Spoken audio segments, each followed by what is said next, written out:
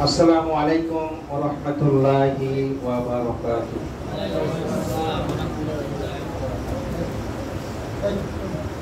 Innal hamdalillah nahmaduhu wa nasta'inuhu wa nu'minu bihi wa natawakkalu alayhi wa nastaghfiruhu wa na'udzu billahi min shururi anfusina wa min sayyiati a'malina man yahdihillahu fala mudilla lahu wa man yudlilhu fala hadiya lahu wa nashhadu an la ilaha illallahu wahdahu la syarika lahu wa ashhadu anna muhammadan abduhu wa rasuluh allazi arsalahu bil haqqi basyiran wa nadhira wa da'iyan ila Allahi bi ijnihi wa sirajan munira. Amma ba'du faqad qala Allahu ta'ala fi kalamihil majid wa furqanihil hamid. Fa'udzu billahi minasy syaithanir rajim. Bismillahirrahmanirrahim. Alhamdulillahi rabbil alamin. Ar-Rahmanir Rahim. Maliki yaumiddin. Iyyaka na'budu wa iyyaka nasta'in. Ihdinas siratal mustaqim. Siratal ladzina an'amta 'alaihim ghairil maghdubi 'alaihim waladdallin. Amin. An Abu Hurairah radhiyallahu ta'ala anhu qala wa Ubaidah ibn Samit radhiyallahu ta'ala anhu qala qala Rasulullah sallallahu alaihi wasallam la salata liman lam yazkur ya iqra bi fatihatil kitab. Rawahul sahihul Bukhari wa sahihul Muslim. Inna Allaha wa malaikatahu yusalluna 'alan nabi ya ayyuhalladzina amanu sallu 'alaihi wa sallimu taslima. Allahumma salli ala Muhammad wa ala ali Muhammad kama sallaita ala Ibrahim wa ala ali Ibrahim innaka Hamidum Majid. Allahumma barik ala Muhammad wa ala ali Muhammad kama barakta ala Ibrahim wa ala ali Ibrahim innaka Hamidum Majid. Sallallahu alaihi wasallam. Allahumma salli wa sallim ala nabiyyina Muhammad sallallahu alaihi wasallam. Assalamualaikum warahmatullahi wabarakatuh. আপনারা সবাই কেমন আছেন? জি আলহামদুলিল্লাহ, আল্লাহ ভালো রেখেছেন। আলহামদুলিল্লাহ। সেই মহান সত্তা আল্লাহ সুবহানাহু ওয়া তাআলা, তার প্রতি আমরা জানাই লাখ কোটি শুকরিয়া। সবাই বলে আলহামদুলিল্লাহ।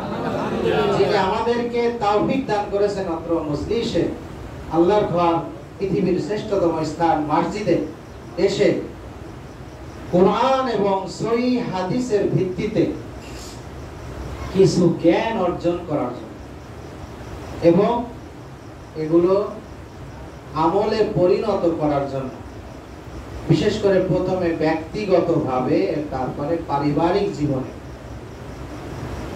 সমাজ অনেক পরের কথা, রাষ্ট্র আরো পরের কথা, আগে নিজে। ইয়া আইয়ুহাল্লাযীনা আমানু কু আনফুসাকুম ওয়া আহলিকুম নারা ওয়াকুদুহান নাস ওয়াল হিজারা। হে ঈমানদারগণ, তোমরা আগে নিজে বাঁচো, অতঃপর তোমাদের পরিবারকে বাঁচাও সেই কঠিন আগুন থেকে, জাহান্নামের আগুন থেকে, যার ইন্ধন হবে, জ্বালানি হবে মানুষ এবং কি পাথর। অন্যত্র আছে আরো একটা জ্বালানি হবে। জাহান্নামের কয়টা জ্বালানি হবে? তিনটা, মানুষ, জিন, পাথর। পাথর দিয়ে আরো বেশি বেশি প্রজ্বলিত করা হবে, আগুনের তেজ আরো বেড়ে যাবে। পাথর গরম করলে কি হয়? উত্তপ্ত বেশি হয়। আল্লাহর চিন্তাধারা কিন্তু ছোটখাটো বিষয় না। তার চিন্তা চেতনা, তার বুদ্ধিমত্তা, সব কোনো কিছুর সাথে তুলনা আছে? কোনো তুলনা নাই। আমরা বোকা বলেই তো এখানে সেখানে যাই, মাজারে যাই, এখানে যাই, হুজুরের কাছে যাই, পীরের কাছে যাই, মৃত ব্যক্তির কাছে যাই। হিন্দুদের আছে দুর্গা, আমাদের আছে দরগা। হিন্দুরা যায় বাবা, মা, আমরা চাই কি? বাবা। কাঁথা বাবা, সালা বাবা, খাজা বাবা, বস্তা বাবা, তালা চাবি, কত বাবা, ন্যাংটা বাবা আছে না দেশে? অভাব নাই। আল্লাহ আমাদেরকে এই সমস্ত জঞ্জাল থেকে মুক্ত রাখুন, হেফাজত করুন। সবাই বলেন আল্লাহুম্মা আমিন। কারণ বললাম কি, শিরক যারা করে, যারা মুশরিক, তারা জঞ্জাল, অপবিত্র, নাপাক। এদের আল্লাহর কাছে কিছুই মূল্য নাই, কোনো মূল্য নাই। সারা দুনিয়া তো, পৃথিবী, সৃষ্টি, সবকিছু জগৎ আল্লাহর কাছে একটা মশার পাখার তুলনায় কিছু। একটা মরা ছাগলের বাচ্চার মতো, পচা বাচ্চার মতো গুরুত্ব আল্লাহ দেন না। সুবহানাল্লাহ। আল্লাহ এত বড়, এত ক্ষমতাধর, তার গুণ গান, তারপরে নিয়ামত, শুকরিয়া, হামদ, প্রশংসা, কোনো কিছু করে শেষ করা যাবে? সম্ভব কখনো? যে আল্লাহ আমাদেরকে সৃষ্টি করেছেন একমাত্র তার ইবাদতের জন্য। উদ্দেশ্য কয়টা? একটা। অথচ সে একটা মাত্র উদ্দেশ্য থেকে আমরা কি বিচ্যুত হয়েছি? বিচ্যুত কি সবাই না অধিকাংশ? অধিকাংশ। ওমা ইউমিনু আকসারুহুম বিল্লাহি ইল্লা ওয়া হুম মুশরিকুন। আকসার, অধিকাংশের সম্পর্কে কোরআন মাজিদে আল্লাহ ৬৭টা আয়াত বলেছেন। এখানে সর্বক্ষেত্রে বিভিন্ন ভাবে অধিকাংশই পথভ্রষ্ট, অধিকাংশই মুশরিক। আমরা ঈমানদার দাবি করলে অধিকাংশই আমরা শিরক করি। আবার অধিকাংশ মানুষ মূর্খ, অজ্ঞ। অধিকাংশ মানুষ সত্যকে প্রত্যাখ্যান করে, সত্য থেকে তারা বিরত থাকে, সত্যকে তারা তিতা ভাবে। সত্য তো এমনিই তিতা, তাদের কাছে এত তিতা যে তারা এটা গ্রহণ করতে পারে না। আমরা তো উস্তা ভাজি খাই, করলা ভাজি খাই না, তিতা। অনেকে কিন্তু তিতার জন্য খায় না। অবশ্য আমরা এখানে অধিকাংশই উস্তাদ পছন্দ করি, আছে না? কিন্তু হককে পছন্দ করি না। হককে পছন্দ করি না। উস্তা এত তিতা ভালো লাগে, কিন্তু হক মাগার তো মনে হয় আরো বেশি তিতা। এই জন্যই মনে হয় হককে আমরা পছন্দ করি। আল্লাহ বলছেন অধিকাংশ মানুষ হক থেকে বিচ্যুত। সূরা আল মুমিনুনে যেমন ৭০ নম্বর আয়াতে আছে, অধিকাংশ মানুষ সত্যকে গ্রহণ করবে না, বিমুখ, সত্য থেকে তারা দূরে। যাই হোক, সত্য সবসময় ছিল, আছে এবং থাকবে। অকুল জাল হাক্ক ওয়া যাহাকাল বাতিল ইন্নাল বাতিলা কানা যাহুকা। বলুন সত্য এসেছে, সত্য থাকবে। সত্য কি চিরন্তন থাকবে, আর মিথ্যা ও বিদূরিত হয় ও হবে। মিথ্যা সব সময় বিদূরিত হয়ে থাকে। যাই হোক, আজকে আল্লাহ সুবহানাহু ওয়া তাআলা আমাদেরকে তৌফিক দান করেছেন, তার বিশেষত শুকরিয়া এবং প্রশংসা আদায় করার উদ্দেশ্যে আমরা এখানে এসেছি এবং ইসলামের সঠিক কিছু জ্ঞান অর্জনের জন্য। আমি ইনশাআল্লাহ আজকে চেষ্টা করব যে সূরা আল ফাতিহা একটা সংক্ষিপ্ত তাফসীর, পরিচিতি, শানে নজুল এবং এর কিছু ফজিলত সম্পর্কে আমি চেষ্টা করব। সময় খুবই কম, আর এসার পরে সময়টা অনেকেই বিচলিত হয়ে যান আপনারা। আমি সময় যতদূর পারি চেষ্টা করব, তবু ব্যাপক বিষয় সংক্ষেপ করার প্রয়োজন আছে, করব ইনশাআল্লাহ। আল্লাহ তৌফিক দান করুন। ওমা তৌফিক ইল্লা বিল্লাহ। আল্লাহুম্মা আমিন। আমরা এখন মসজিদে আছি, তাই না? পৃথিবীর শ্রেষ্ঠতম জায়গা মসজিদ, আর নিকৃষ্টতম জায়গা কোনটা? বাজার। আমাদের শ্রেষ্ঠ সম্পদ কি মুমিনের? পারেন, সবাই জানেন? মুসলিম আমরা দাবি করি, হ্যাঁ, কিন্তু অধিকাংশ আমরা ইমানদার দাবি করলেও আমরা প্রকৃতপক্ষে ইমানদার নই। আমরা মুশরিক, বেশিরভাগই মুশরিক। এটা আমি বললাম? আল্লাহ বলছেন। আল্লাহ বলছেন শ্রেষ্ঠ সম্পদ হচ্ছে ঈমান। এই ঈমানটা কি ঈমান? দুর্বল ঈমান, ভুল ঈমান, না সঠিক ঈমান? বিশুদ্ধ ঈমান, আকীদা হচ্ছে একজন মুমিন বা মুসলিমের জীবনের সর্বশ্রেষ্ঠ সম্পদ। এটা মনে রাখতে হবে সবসময়। আখলিস দীনাকা ইয়াকফিকাল আমালুল কলিল। তোমার আকীদা, ঈমানকে পরিশুদ্ধ করো। অল্প আমলই নাজাতের জন্য যথেষ্ট। অল্প আমল বলতে কি? নফল না ফরজ? আপনার আমার আকীদা যদি পরিশুদ্ধ থাকে, 100% যদি আমরা পরিশুদ্ধ করতে পারি, তাহলে ফরজ ইবাদত গুলো ওইটুকুই যথেষ্ট জান্নাতে যাওয়ার জন্য, নাজাত পাওয়ার জন্য। আপনি ওই 1000 রাকাত নফলের প্রয়োজন হয় না, বা হাজার হাজার নফল ইবাদতের প্রয়োজন হয় না।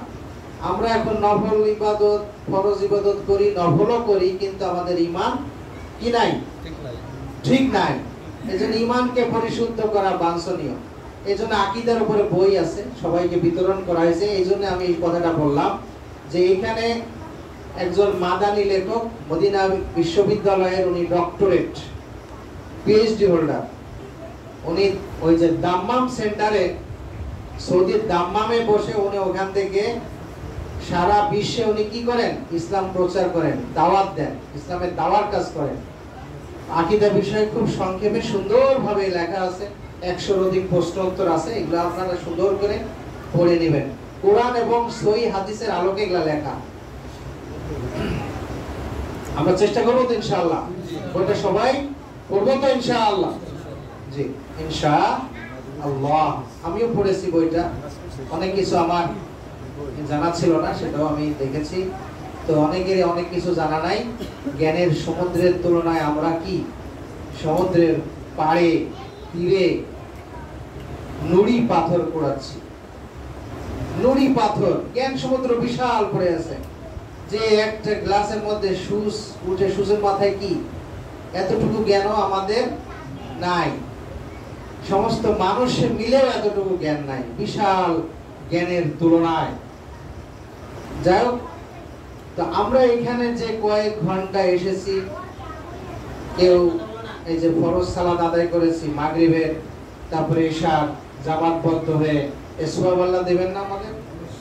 অবশ্যই দেবেন। যদি কিনা মুনাফিকের সালাত না হয়ে থাকে, নিয়ত যদি সঠিক হয়ে থাকে, আল্লাহর জন্য করে থাকি, তাহলে আল্লাহ অবশ্যই দিবেন। কারণ আমাদের প্রত্যেকটা ইবাদত কাজ কার জন্য হতে হবে? একমাত্র আল্লাহর জন্য। কুল ইন্না সলাতি ওয়া নুসুকি ওয়া মাহইয়ায়া ওয়া মামাতি লিল্লাহি রাব্বিল আলামিন। বলুন কি আমার সালাত, ও নুসুক কুরবানি বা যাবতীয় ইবাদত, আমি যত স্যাক্রিফাইস করছি সব ইবাদতই আমার স্যাক্রিফাইস। কার জন্য? আল্লাহর জন্য। আমার জীবন তাও আল্লাহর জন্য, আমার মৃত্যু সেটাও আল্লাহর জন্য, সব কিছু এক আল্লাহর জন্য, যিনি সমগ্র বিশ্ব জগতের কি রব, পালনকর্তা, প্রভু। তাই এই কয়েক ঘন্টা যে ব্যয় করছে, হাদিসে এসেছে, বুখারীর হাদিস 2792 নম্বর হাদিস, বুখারীর, লাকাদ ওয়াতান ফি সাবিলিল্লাহি আওয়ারাতু খায়রুম মিনাদ দুনিয়া ওয়া মা ফিহা। যে ব্যক্তি এক সকাল বা এক বিকাল বা কিছু সময় আল্লাহর রাস্তায় ব্যয় করলো, এটা কি, এই ব্যয় করার সময়টার গুরুত্ব কতটুকু? গুরুত্ব হচ্ছে আসমান এবং জমিনের, পৃথিবী এবং পৃথিবীর মধ্যে যা কিছু আছে তার চাই উত্তম, বলে সুবহানাল্লাহ। তাইলে এই সময়টুকু এর চেয়ে উত্তম, অথচ আমরা কাজে ব্যস্ত, কত কাজ, কত। আপনার মৃত্যু হয়ে গেলে তখন কোন কাজের আপনি ওসিলা দেখাতে পারবেন? কোন ওজোর আছে সেই সময়? না মালাকুল মউত আসলে বলবেন যে একটু থামেন, আমি 2 রাকাত সালাত পড়ে নিই? পারবেন? সেই ক্ষমতা আছে? কেন আমরা আসি না? এখানে কি আমরা কোন উল্টাপাল্টা কথা বলি? আমরা হাদিস কোরআনের বাইরে কোন রেফারেন্স দিয়ে কথা বলি? এগুলো জানতে হবে, বুঝতে হবে, ভুলকে ত্যাগ করতে হবে, সঠিকটাকে ধরতে হবে, সংশোধন করতে হবে। এই সংশোধনের আলোকে আজকে আমি যে সূরা আল ফাতিহার কথা বলতে যাচ্ছি, ইনশাআল্লাহ আমার ক্ষুদ্র জ্ঞানে, ফাতিহা একটা বিশাল বিষয়। কোরআনের সবচাইতে শ্রেষ্ঠ সূরার নাম কি? সবচাইতে মর্যাদাবান সূরার নাম কি? সূরা আল ফাতিহা। সূরা আল ফাতিহা এর মর্যাদা এত বেশি যে হাদিসে ঘোষণা হয়েছে যে সূরা ফাতিহার মতো দ্বিতীয় কোন সূরা না ইনজিলে আছে, না তাওরাতে আছে, না জবুর কিতাবে আছে, পূর্ববর্তী কোন আসমানে কিতাবে দেওয়া হয় নাই। এমনকি কোরআনেও স্বয়ং এই সূরা আল ফাতিহা ছাড়া দ্বিতীয় কোন এত মর্যাদাবান সূরা নাই। জিবরিল আমিন রাসূল সাল্লাল্লাহু আলাইহি সাল্লামের কাছে আসলেন, এমন সময় একটা শব্দ হলো, উপরের দিকে জিবরিল আমিন তাকালেন, তাকায় বললেন, দেখলেন যে রাসূল সাল্লাল্লাহু আলাইহি সাল্লাম দেখলেন যে আসমানে একটা দরজা খোলা হয়ে গেছে। সুবহানাল্লাহ। জিবরিল আমিন বললেন, ইয়া রাসূলুল্লাহ সাল্লাল্লাহু আলাইহি সাল্লাম, এই দরজাটি ইতিপূর্বে কখনো আর খোলা হয় না। এই দরজা দিয়ে একটা ফেরেশতা আসলেন। ফেরেশতা এসে বললেন, ইয়া রাসূলুল্লাহ সাল্লাল্লাহু আলাইহি সাল্লাম, ইয়া আল্লাহর রাসূল, আপনার কাছে দুটা নূরের সংবাদ দেওয়া হয়েছে। একটি নূর হচ্ছে সূরা আল ফাতিহা, আর দ্বিতীয় নূর হচ্ছে সূরা আল বাকারার শেষ দুটি আয়াত, শেষ দুই আয়াত, আমানুর রাসূল থেকে এটা শেষ পর্যন্ত এই দুইটা আয়াত, এই দুইটা নূরের সংবাদ দেওয়া হয়েছে। বলেন সুবহানাল্লাহ। সুবহানাল্লাহ। সূরা ফাতিহা তাহলে একটা নূর, কোরআনের শ্রেষ্ঠ নূর সূরা আল ফাতিহা। আরেকটা হচ্ছে সূরা আল বাকারার শেষ দুই আয়াত। সূরা আল ফাতিহা মানে কি? সূরা মানে হচ্ছে টুকরা, অংশ, বেষ্টন করে, একটাকে পরিবেষ্টন করে কিছু কিছু অংশকে সুরক্ষিত করা হয়, এটাকে বলে সূরা। আর আয়াত হচ্ছে আল্লাহর নিদর্শন। এক একটা আয়াত কি? আল্লাহর এক একটা অকাট্য নিদর্শন। এই যে সূরা আল ফাতিহা, এটা একটা মাক্কি সূরা। কেউ কেউ বলছেন যে এটা মদিনাতেও নাজিল হয়েছে, কিন্তু মূল সত্য যেটা সেটাই প্রমাণিত যে মাক্কি সূরা, এটা মক্কায় নাজিল হয়েছে। কারণ মক্কায় রাসূল সাল্লাল্লাহু আলাইহি সাল্লাম কত বছর জীবন কাটাইছেন বলেন তো? কত বছর? মাক্কি জীবন 13 বছর, নবুয়্যতি 13 বছর, আর মদিনায় 10 বছর। এই মোট কত? 23 বছর নবুয়্যতির জীবন আদর্শ। 13 বছরের প্রথমে যখন হেরার গুহায় ইকরা বিসমি রাব্বিকাল্লাযী খালাক সূরা আলাকের 4টি আয়াত নাযিল হলো, 5টি আয়াত নাযিল হলো, প্রথম 5টি আয়াত। তার আগে কি বলছিলেন? আউযু বিল্লাহি মিনাশ শাইতানির রাজীম, তারপরে বিসমিল্লাহির রহমানির রহিম। এরপরে সূরা আল মুজাম্মিলের কয়েকটি আয়াত নাযিল হলো। অতঃপর তৃতীয়বার নাযিল হলো সূরা আল মুদ্দাসসিরের কয়েকটি আয়াত। চতুর্থবারে আয়াত হলো সূরাতুল ফাতিহা, আল ফাতিহা। তাইলে এইটা হলো রাসূল সাল্লাল্লাহু আলাইহি সাল্লামের নবুয়তের জিন্দেগীর শুরুর দিকের একটা সূরা, এবং এটা পূর্ণাঙ্গ আকারে নাযিল হয়েছে। সর্বপ্রথম পূর্ণাঙ্গ আকারে যে সূরাটি নাযিল হয়েছে সেই সূরার নাম কি? সূরা আল ফাতিহা, পরিপূর্ণ সূরা। এইজন্য সূরার আরেক নাম হচ্ছে সূরা কামিল, আকমাল। আকমাল তো মানে পরিপূর্ণ, পূর্ণাঙ্গ। আলী আকমালতু লাকুম দীনাকুম, দিন পরিপূর্ণ। এই সূরা হলো পরিপূর্ণ কামিল সূরা। সূরা আল ফাতিহার কয়টি আয়াত আছে? 60টি আয়াত। বিসমিল্লাহির রহমানির রহিম কেউ বলেছেন এটার আয়াত, আবার কেউ বলেছেন না, যেহেতু বিসমিল্লাহির রহমানির আগে আউযুবিল্লাহ পড়া হয়েছে, রাসূল সাল্লাল্লাহু পড়েছেন, তার আগে প্রত্যেকটি সূরার শুরুতে, যেমন ইকরার শুরুতে বিসমিল্লাহির রহমানির রহিম পড়ানো হয়েছে, সুতরাং বিসমিল্লাহ সেপারেট ভাবে সূরা ফাতিহার কোনো আয়াত নয়। এটাই প্রমাণিত। কারণ বিসমিল্লাহ, আমি এটা পরে আসতেছি, এর আগে সূরা আল ফাতিহার মধ্যে শব্দ আছে কয়টা? 25টি শব্দ আছে। কয়টা শব্দ? 25টি। সব মুখস্থ করে নেবেন। অক্ষর কয়টা আছে? 113টি অক্ষর আছে। রুকু একটা, এক একটা সূরা এক একটা রুকু, আপনারা তো জানেন। আবার বড় সূরাগুলোয় অনেকগুলো রুকু থাকে। রুকুটা অবশ্য পরবর্তীতে এটা করা হয়েছে, রাসূল সাল্লাল্লাহু আলাইহি সাল্লামের সময় রুকু আকারে ছিল না, পরবর্তীতে সুবিধার জন্য রুকুটা করা হয়েছে। আমি নাজায়েজ বলতেছি না, যাই হোক এটা বোঝার সুবিধা বা বিভিন্ন কারণে করা হয়েছে।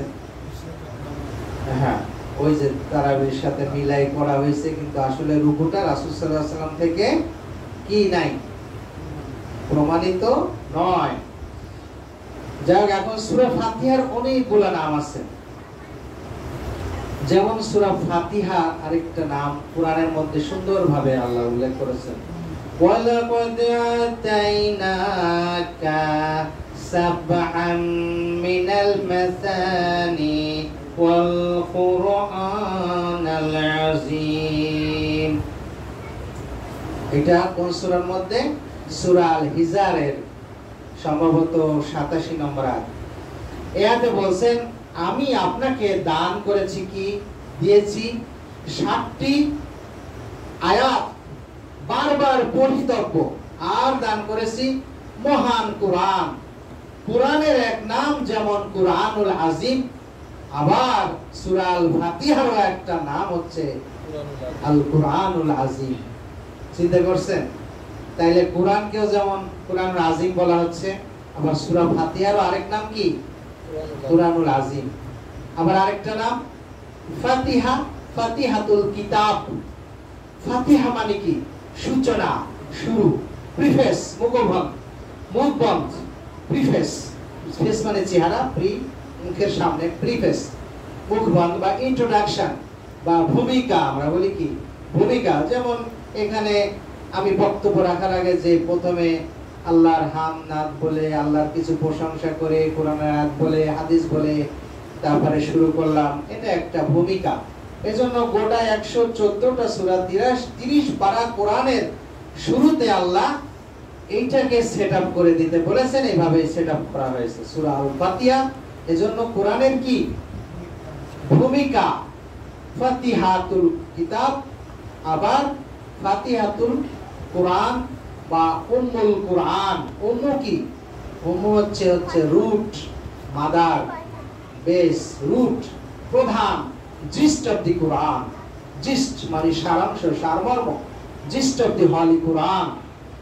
সূরাতুল আল ফাতিহা হলো জিস্ট অফ দি হলি কোরআন, সারমর্ম, কোরআনের সারাংশ, কোরআনের ধারক, আসাসুল কোরআন। আসাসুল কোরআন। সূরা ফাতিহার আরেকটা নাম কি? আসাসুল কোরআন। আসাসুল খুঁটি, পিলার, স্তম্ভ, the base of the holy Quran. কোরআনের ভিত্তি মানে মূল জিনিসটা এই সূরাতুল ফাতিহার মধ্যে আছে। সমস্ত কোরআনের মধ্যে কি আছে? তাওহীদ, রিসালাত, আখিরাত। সূরা ফাতিহার মধ্যেও এইভাবে ভাগ করা আছে, তিনটি ভাগ আছে।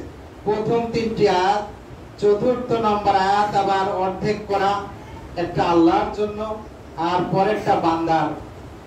এর পরবর্তীতে আসছে অন্যান্য আয়াত, যেটা আল্লাহর কাছে চাওয়া হয়েছে যে আল্লাহ যাতে এটা বান্দাকে দেবেন, কবুল করবেন। সুবহানাল্লাহ। এই তিন ভাগে সূরা ফাতিহা এইভাবে সেটআপ করা। সূরা ফাতিহার আরো অনেক অনেক নাম আছে।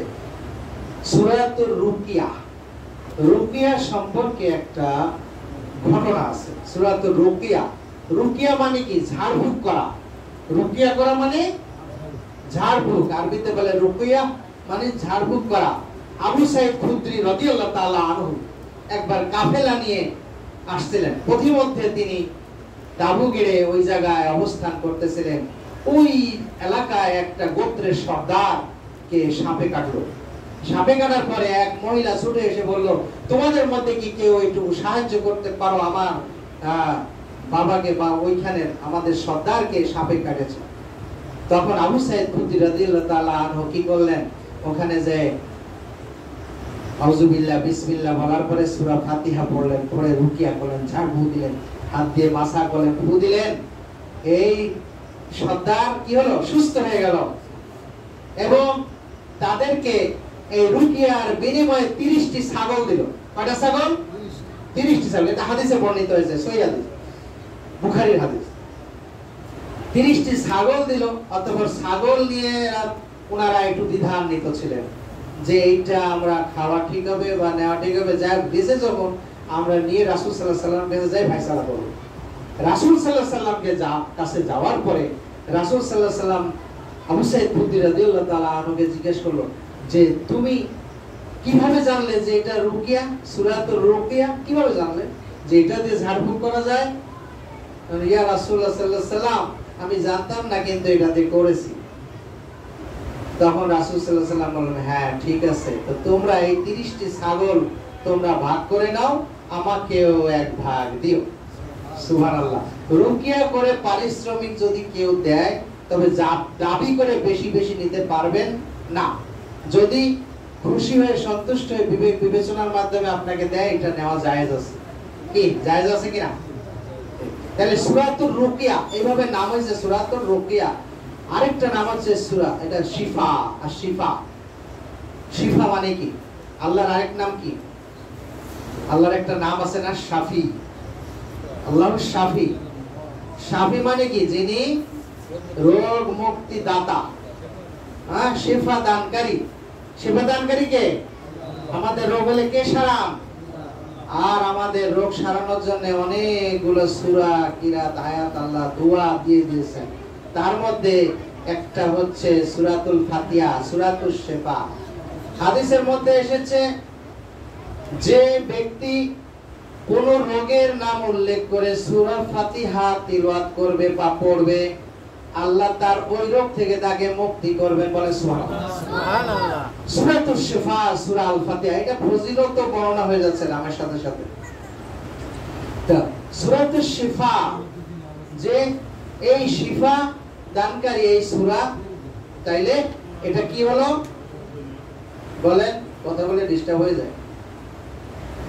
সূরাতুশ শিফা, এটা শিফা দানকারী সূরা। আর হচ্ছে হাদিসে এসেছে যে সহিহ হাদিসে বর্ণনা হয়েছে সূরা ফাতিহা 1000 রোগের ঔষধ করে। সুবহানাল্লাহ। আমাদের যে কোনো রোগের ক্ষেত্রে, এই যে আমরা ফরজ নামাজের শেষে পড়ি না সূরা ফাতিহা, পড়ি না সূরা ইখলাস 3 বার পড়ি না, সূরা ফালাক নাস ফজরে আর মাগরিবে 3 বার, অন্যান্য সময় একবার, এটা পড়তে হবে। এগুলা দিলে কি জিন এবং মানুষ, শয়তান, মানুষ, খানাস বা যত জিন আছে, জাদু, মন্ত্র, কুমন্ত্রণা সব কিছু থেকে আল্লাহ রক্ষা করে। সূরা ফালাক, নাস এগুলো, হ্যাঁ। আর সূরাতুশ শিফা, এই ফাতিহা, বলছেন যে হাদিসে রাসূল সাল্লাল্লাহু আলাইহি ওয়াসাল্লাম উল্লেখ করেছেন, মৃত্যু ছাড়া সর্ব রোগের ঔষধ শিফা হচ্ছে কিউর। কিউর মানে কি? রোগ মুক্তি করা। Medicine, drug, the drug of the medicine, এই সূরার নাম ঔষধ, শিফা। এই সূরার আরেকটি নাম হচ্ছে সূরাতুল ওয়াকিয়া। একটা ওয়াকিয়া নামে সূরা আছে, তাই না? এর নাম ওয়াকিয়া। আল ওয়াকিয়া মানে কি? রক্ষক, রক্ষাকারী। এই সূরাটা আপনার আমার রক্ষাকারী, আল্লাহ দিয়ে দিয়েছেন। পড়লে যে কোনো বিপদ আপদ থেকে আল্লাহ রক্ষা করে। যেমন আরেকটা রক্ষাকারী আছে কি, আয়াতুল কুরসি আছে না? পড়লে একজন ফেরেশতা আল্লাহ নিয়োগ করে দেন তার বিপদ আপদ বালা, তার হেফাজত করার জন্য। আল্লাহ হেফাজত করেন, কিন্তু ফেরেশতা দিয়ে তাকে গার্ড দিয়ে দেন। আরবিদের গার্ড অফ অনার আছে না? স্যালুট করে গার্ড অফ অনার দেয়। এটা আমার অভ্যাস আছে, ক্যাডেট কলেজে ছাত্র ছিলাম তো এটা জানি। তো গার্ড অফ অনার, কিন্তু এই গার্ড অফ অনার তো আপনি ওই জায়গায় আর্মি ছাড়া, ওই সমস্ত ছাড়া, ডিফেন্সে ছাড়া পাবেন না। কিন্তু আল্লাহ তো প্রত্যেককে গার্ড অফ অনার দিয়ে দিয়েছেন। সূরা ফাতিহা বলেন সুবহান, এইটা আমরা আয়াতুল কুরসি বলেন সুবহানাল্লাহ। তাহলে সূরাতুল ফাতিহার এরকম অনেক নাম আছে, প্রায় 30টির মতো নাম। কয়টা নাম? উম্মুল কুরআন বলছি, সাবুল মাসানি। হ্যাঁ, সাবুল মাসানি হচ্ছে নিত্য পবিত্রব্য 7টি বাক্য। ওই যে সূরা আল হিজরের যে 87 নম্বর আয়াতটা বললাম, এর মধ্যে এটা বর্ণনা হয়েছে। আর সূরা ফাতিহার আরেক নাম হচ্ছে সূরাতুস সালাত। হাদিসে এটাকে সালাত হিসাবে উল্লেখ করা হয়েছে। এই সূরার নাম কি? সালাত। সূরাতুস সালাত বা সালাত হিসাবে উল্লেখ করা হয়েছে। কেন, কি প্রেক্ষাপট? সূরাতুস সালাত, আমি শানে নুজুল তো বলেছি আপনাদের না? সূরা ফাতিহার শানে নুজুল কোন গ্রাউন্ডে কিভাবে নাজিল হয়েছে এটা বললাম। ওই যে চতুর্থবারে নাজিল হয়েছে। এই সূরাতুস সালাত বুখারীর হাদিসে এসেছে, কাসামতু সালাতি বাইনা ওয়া বাইনা আবদুল ইসবাইন। আল্লাহ সুবহানাহু ওয়া তাআলা বলেন, আমি এই সালাতকে অর্থাৎ এই সূরা ফাতিহাকে আমার ও বান্দার মধ্যে সমান ভাগাভাগি করে নিয়েছি। সুবহানাল্লাহ, সুবহানাল্লাহ। আর এই সূরাতুস সালাত, যে সূরা ছাড়া সালাত হয় না। প্রথমে এই হাদিসটা আমি বলেছি, লা সালাতা লিমান লাম ইকরা বি ফাতিহাতুল কিতাব। যে সালাতে সূরা ফাতিহা পড়ে না তার সালাত হয় না। হাদিসটি বুখারী মুসলিমের মধ্যে বর্ণনা হয়েছে। সামিত, উবাদা ইবনে সামিত রাদিয়াল্লাহু তাআলা আনহু থেকে বর্ণিত এই হাদিসটি। আবার ওই যে আবু হুরায়রা রাদিয়াল্লাহু তাআলা আনহু বর্ণনা করেন যে সূরা ফাতিহা ছাড়া কোন সালাত অসম্পূর্ণ, সালাত পূর্ণাঙ্গ হবে না, হবে না, হবে না। তারপরে সাহাবীরা প্রশ্ন করলেন যে রাসূল সাল্লাল্লাহু বলেছেন যে সারা সূরা ফাতিহা না পড়ে সালাতের মধ্যে তার সালাত হয় না। আবার এই হাদিসে বলছেন যে সালাত অসম্পূর্ণ, পরিপূর্ণ হলো না, হলো না, হলো না।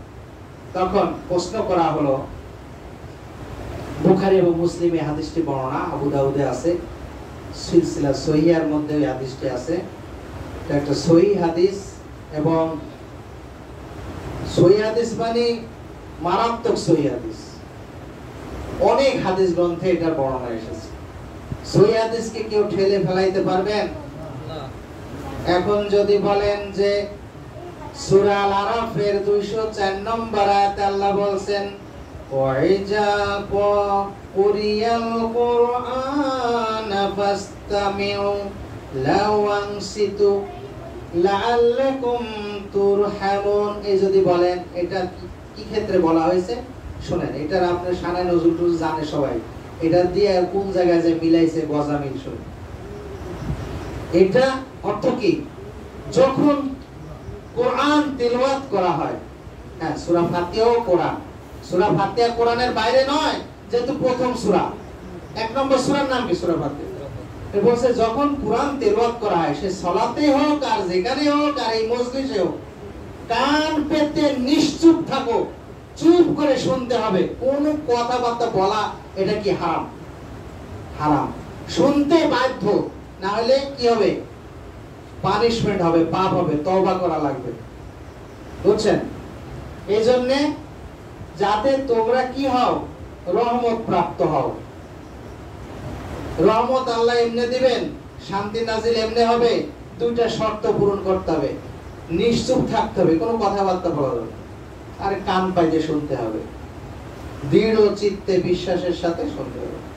তাইলে রহমত আল্লাহ দিবেন। ইমাম সাহেব যখন কিরাত পড়েন, যখন সূরা ফাতিহা পড়েন, তখন ওই হাদিসে কি বলা হয়েছে? সবাই প্রশ্ন করলো যে আল্লাহ তো বলেছেন যে যখন কিরাত পড়বে যে তাহলে নিশ্চুপ করে শুনতে হবে। তাহলে আমরা যখন ইমাম সাহেব যখন সূরা ফাতিহা তেলাওয়াত করে তখন কি আমরা শুনবো? তখনও কান পেতে শুনবো? কিরাত তো শুনবোই, তো সূরা ফাতিহা কি শুনবো না কি করব? না চুপ থাকবো? তখন আবু হুরায়রা রাদিয়াল্লাহু আনহু বলল, তোমরা চুপে চুপে পড়ে নেবে। এই হাদিসকে ফাতরা মনে করছেন আপনারা? তো পড়েন না কেন? সূরা ফাতিহা পড়লে আপনার কোনো রিস্ক থাকতেছে না, আর না পড়লে রিস্ক থাকতেছে না। তো সূরা ফাতিহা ছাড়া সালাত হবে না। রাসূল সাল্লাল্লাহু আলাইহি ওয়াসাল্লাম আরো হাদিসে বর্ণনা আছে যে সূরা ফাতিহা সর্ব অবস্থায় পড়তে হবে, ইমামের পিছনে হোক আর পরে হোক, একা একা। এইখানে এই হাদিসের ব্যাখ্যায় বিশ্লেষণে বলা হয়েছে, আবু হুরায়রা রাদিয়াল্লাহু তাআলা স্বয়ং বলেন যে চুপে চুপে পড়ে নিতে হবে। একা পড়লে তো পড়তেই হবে। ইমাম যখন জাহেরি কিরাত পড়েন তখন সূরা ফাতিহা শুনবেন, শুনে ওই সাথে সাথে চুপে চুপে পড়ে নিতে হবে। আর যখন ইমাম কিরাত আসতে পড়েন তখন পড়া লাগবেই, লাগবে না? তখন আপনি কি ওই এই কোরআনের আয়াত কার্যকরী হবে যে কান পেতে শোনো? তখন কি শুনবেন? তাদের কিরাত চুপে পড়ে, তখন শুনবেন কি? শুনতে পাওয়া যাবে? জোহরের সালাতে কিরাত শোনা যায়, আসরের সালাতে যায় না। তাইলে এই হাদিসটা মেনে দেয়। বুখারী মুসলিমের হাদিস যদি ঠেলে দেন, কপাল খারাপ আছে, কপাল খারাপ আছে। আগে বুখারী মুসলিম ধরবেন, এরপরে সহিহ হাদিস আরো আছে, সেগুলো অন্য হাদিস ধরবেন। আর বুখারী মুসলিমের সহিহ হাদিসের সাথে কোন দুর্বল হাদিস ভিড়ানোর চেষ্টা করবেন না। এটার সাথে বার্গেনিং এ আসবেনই না। বার্গেনিং এ আসলেই ঈমান নষ্ট হয়ে যাবে, অবিশ্বাস করলে ঈমান থাকবে না, কাফের হয়ে যাবে। একটা হাদিসকে যদি সহিহ হাদিসকে অস্বীকার করলে কি হয় বলেন? আপনারাই মাসলা দেন, আমি মাসলা দিতে যাব না। কি কাফের হয়? লেখা আছে না, কোরআনের একটা আয়াতকে অস্বীকার করলে কি হয়? কুফরি করা হয় না, কাফের হয়ে যায়। আর যদি কারোর সাথে তুলনা করেন তাহলে তো শিরক হয়ে গেল। যাই হোক, এই সূরার নামগুলো আরেকটা নাম আছে সূরাতুল কাঞ্জ। কাঞ্জ বুঝেন? কাঞ্জ খনি আছে না আমাদের দেশে? কিসের খনি? আমাদের দেশে কি খনি বেশি আছে বলেন? গ্যাসের খনি, ইয়াবার খনি না? ইয়াবা, ফেন্সিডিল, এগুলা তো উপরে থাকে, এগুলা খনি না। খনি হচ্ছে ভূগর্ভস্থ ভিতর। আল-কাঞ্জ যেটা খনি, এমন একটা গুপ্ত ধন, এমন একটা বিষয়। মাইন্স, মাইন্স মানে কি? মাইন্ড মানে খনি, এটাকে খনি বলা হয়। এত গুপ্ত জিনিস এবং এত মর্যাদাপূর্ণ, এত দামি সম্পদ, এই জন্য নাম হয়েছে কাঞ্জ। ওই যে বললাম এর সমতুল্য একটা সূরাও কোথাও নাই। এটাকে বলা হয়েছে কুরআনুল আযীম। এই সূরার আরেক নাম সূরাতুস সালাত।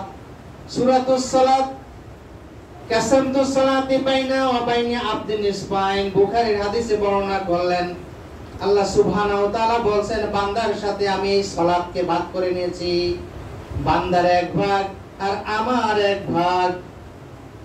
সুবহানাল্লাহ। এইজন্য এই সূরার আরেক নাম কি? সালাত। এমনি নামাজ মানে তো সালাত আছেই, তারপরে সূরা ফাতিহার আরেক নাম কি? সালাত। এটা মনে রাখবেন সবাই।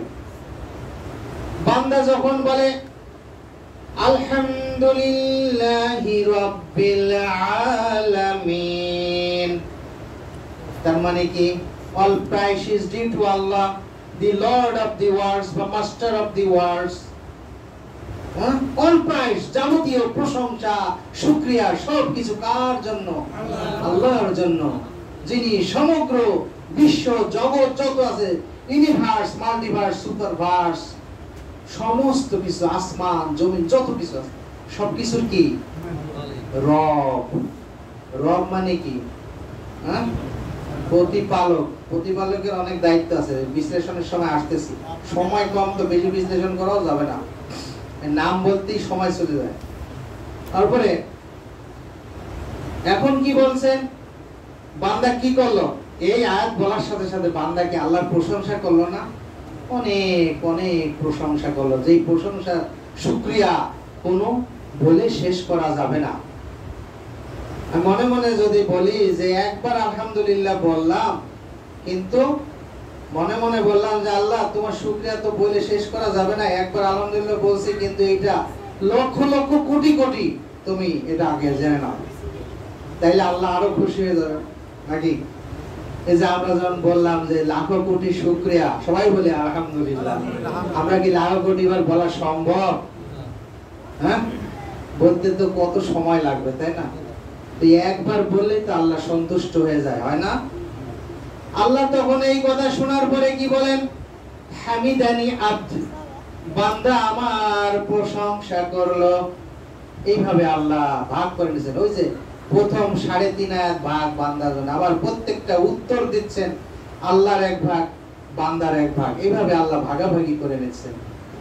আর রহমানির রহিম, the most beneficent and the merciful। আল্লাহ হচ্ছেন কি? পরম দয়ালু ও অতিশয় করুণাময় বা অতি দয়াবান। দয়ালু, করুণাময়, দুটার অর্থই দয়ালু, দয়াবান। এটার বিশ্লেষণে আমি পরে আসতেছি, আগে একটা সরল অর্থ আমি বলতেছি, আর সাথে সাথে আল্লাহ কি বলেন, উত্তর দেন, সেটা বলতেছি। তাহলে এটা কি হলো?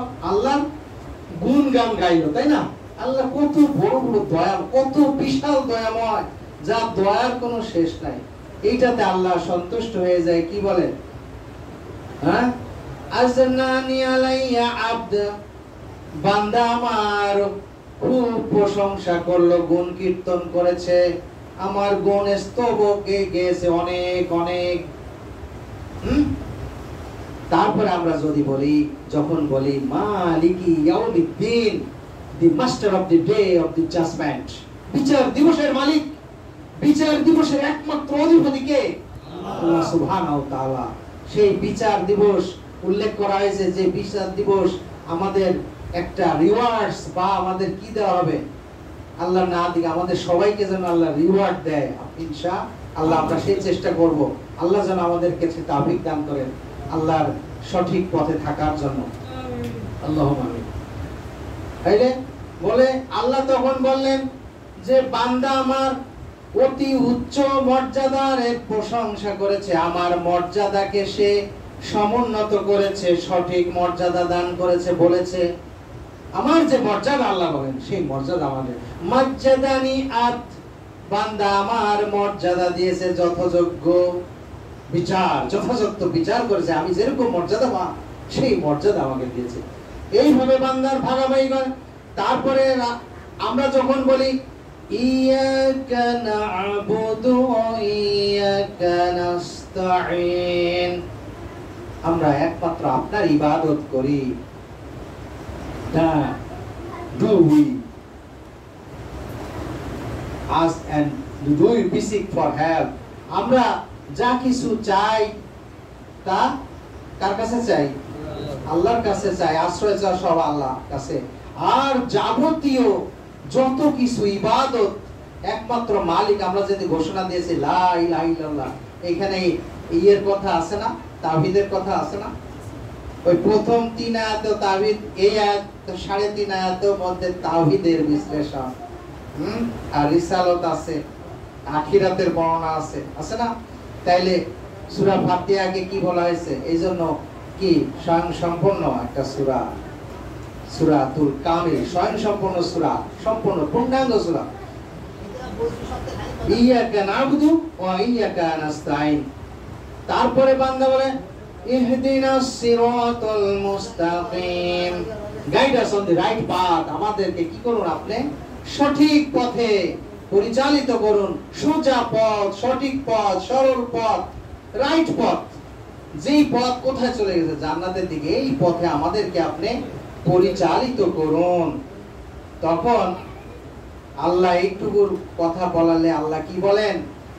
বান্দা, এইটা আমার ও বান্দার বিষয়।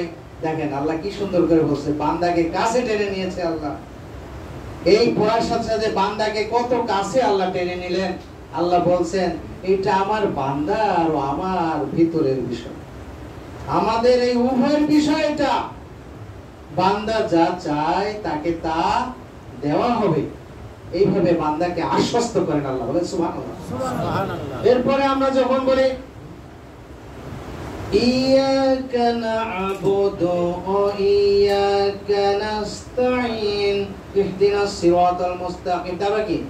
সিরাতাল লাযীনা আন'আমতা আলাইহিম গায়রিল মাগদুবি আলাইহিম ওয়ালাদ-দাল্লিন।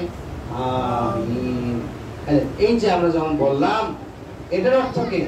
যে আল্লাহ আমাদেরকে আপনি ওই সকল ব্যক্তিদের পথে পরিচালিত করুন। কোন সব ব্যক্তির পথে? যাদের প্রতি আপনি নিয়ামত, আপনার রহমত বা আপনার অনুগ্রহ আপনি দেখিয়েছেন। হ্যাঁ, সূরা নিসার 69 নম্বর আয়াতে বলছেন যে যারা আল্লাহর আনুগত্য করলো এবং রাসূল সাল্লাল্লাহু আলাইহি সাল্লামের আনুগত্য করলো, তাদেরকে আল্লাহ ওই সকল ব্যক্তিদের সাথে কি করবেন? সান্নিধ্য দেবেন। হ্যাঁ, কোন কোন ব্যক্তি? নবীনা ওয়াশ-শুহাদা ওয়াস-সিদ্দীকিনা ওয়াশ-শুহাদাই ওয়াস-সালিহিন। হ্যাঁ, তাইলে এই চার শ্রেণীর সাথে দিবেন। আর এটা বলছে এই সান্নিধ্য কতই উত্তম, তাই না? উত্তম সান্নিধ্য।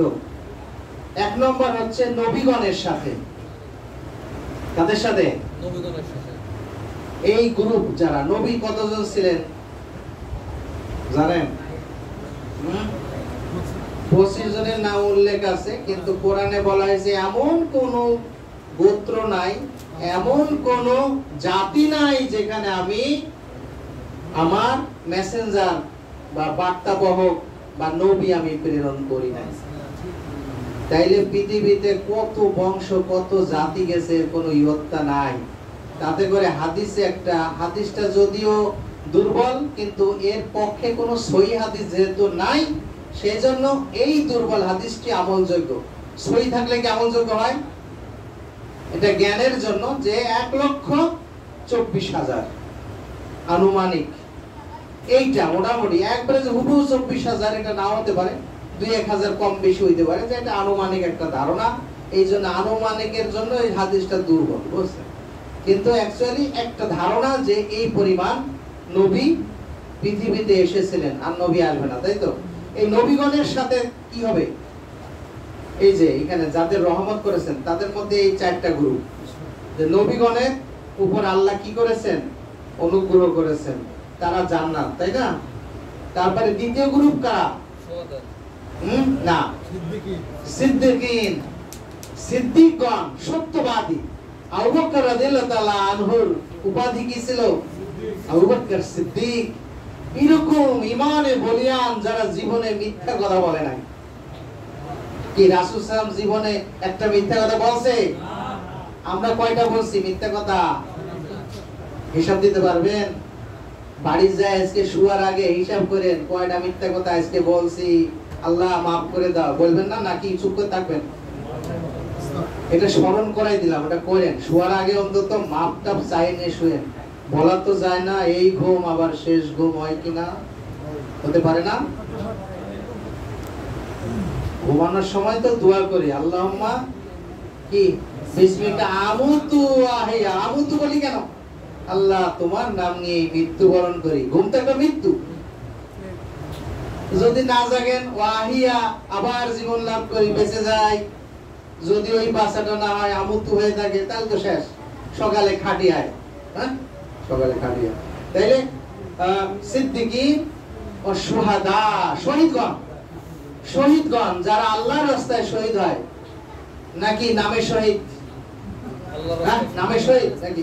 ওনার নাম হচ্ছে মোহাম্মদ শহীদুল ইসলাম হবে? উনি ইসলামের জন্য শহীদ হয়েছে? যদি হয়ে থাকে শহীদ তাইলে যাইতে পারবে। ওই শহীদগণ যারা বদরের যুদ্ধে, বিভিন্ন যুদ্ধে এরকম শহীদ হয়েছে, বা সামনে জিহাদ আসতেছে, কোথায়? পৃথিবীতে দুইটা জিহাদ আসবে না? সামনে জিহাদ আসবে না? জানেন গজওয়ায়ে হিন্দ, জানেন গজওয়ায়ে হিন্দ? ইমাম মাহদী আলাইহিস সালাম আসবে, জানেন? ঈসা আলাইহিস সালাম আসবে, জানেন?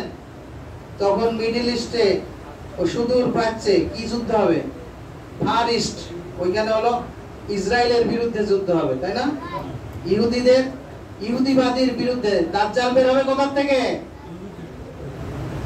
কোন দেশ থেকে দাজ্জাল বাইর হবে? দেখি কে বলতে পারেন? ইরান। হাদিসের মধ্যে এসেছে ইরানের কি গ্রামের নাম? ইয়াহুদা গ্রাম। ইরানের রাজধানী কি? তেহরান। তেহরান থেকে ইয়াহুদা, ওই গ্রামের এখানে হলো 245 কিলোমিটার তেহরান থেকে। ওইখান থেকে দাজ্জালের আবির্ভাব হবে। প্রথম আবির্ভাব ওইখান থেকে হয়ে তারা সারা বিশ্বেই করবে। লাস্টে যে ওই মসজিদুল আকসার ওইখানে অ্যাসেম্বলি হল তৈরি করবে ওই জায়গায়।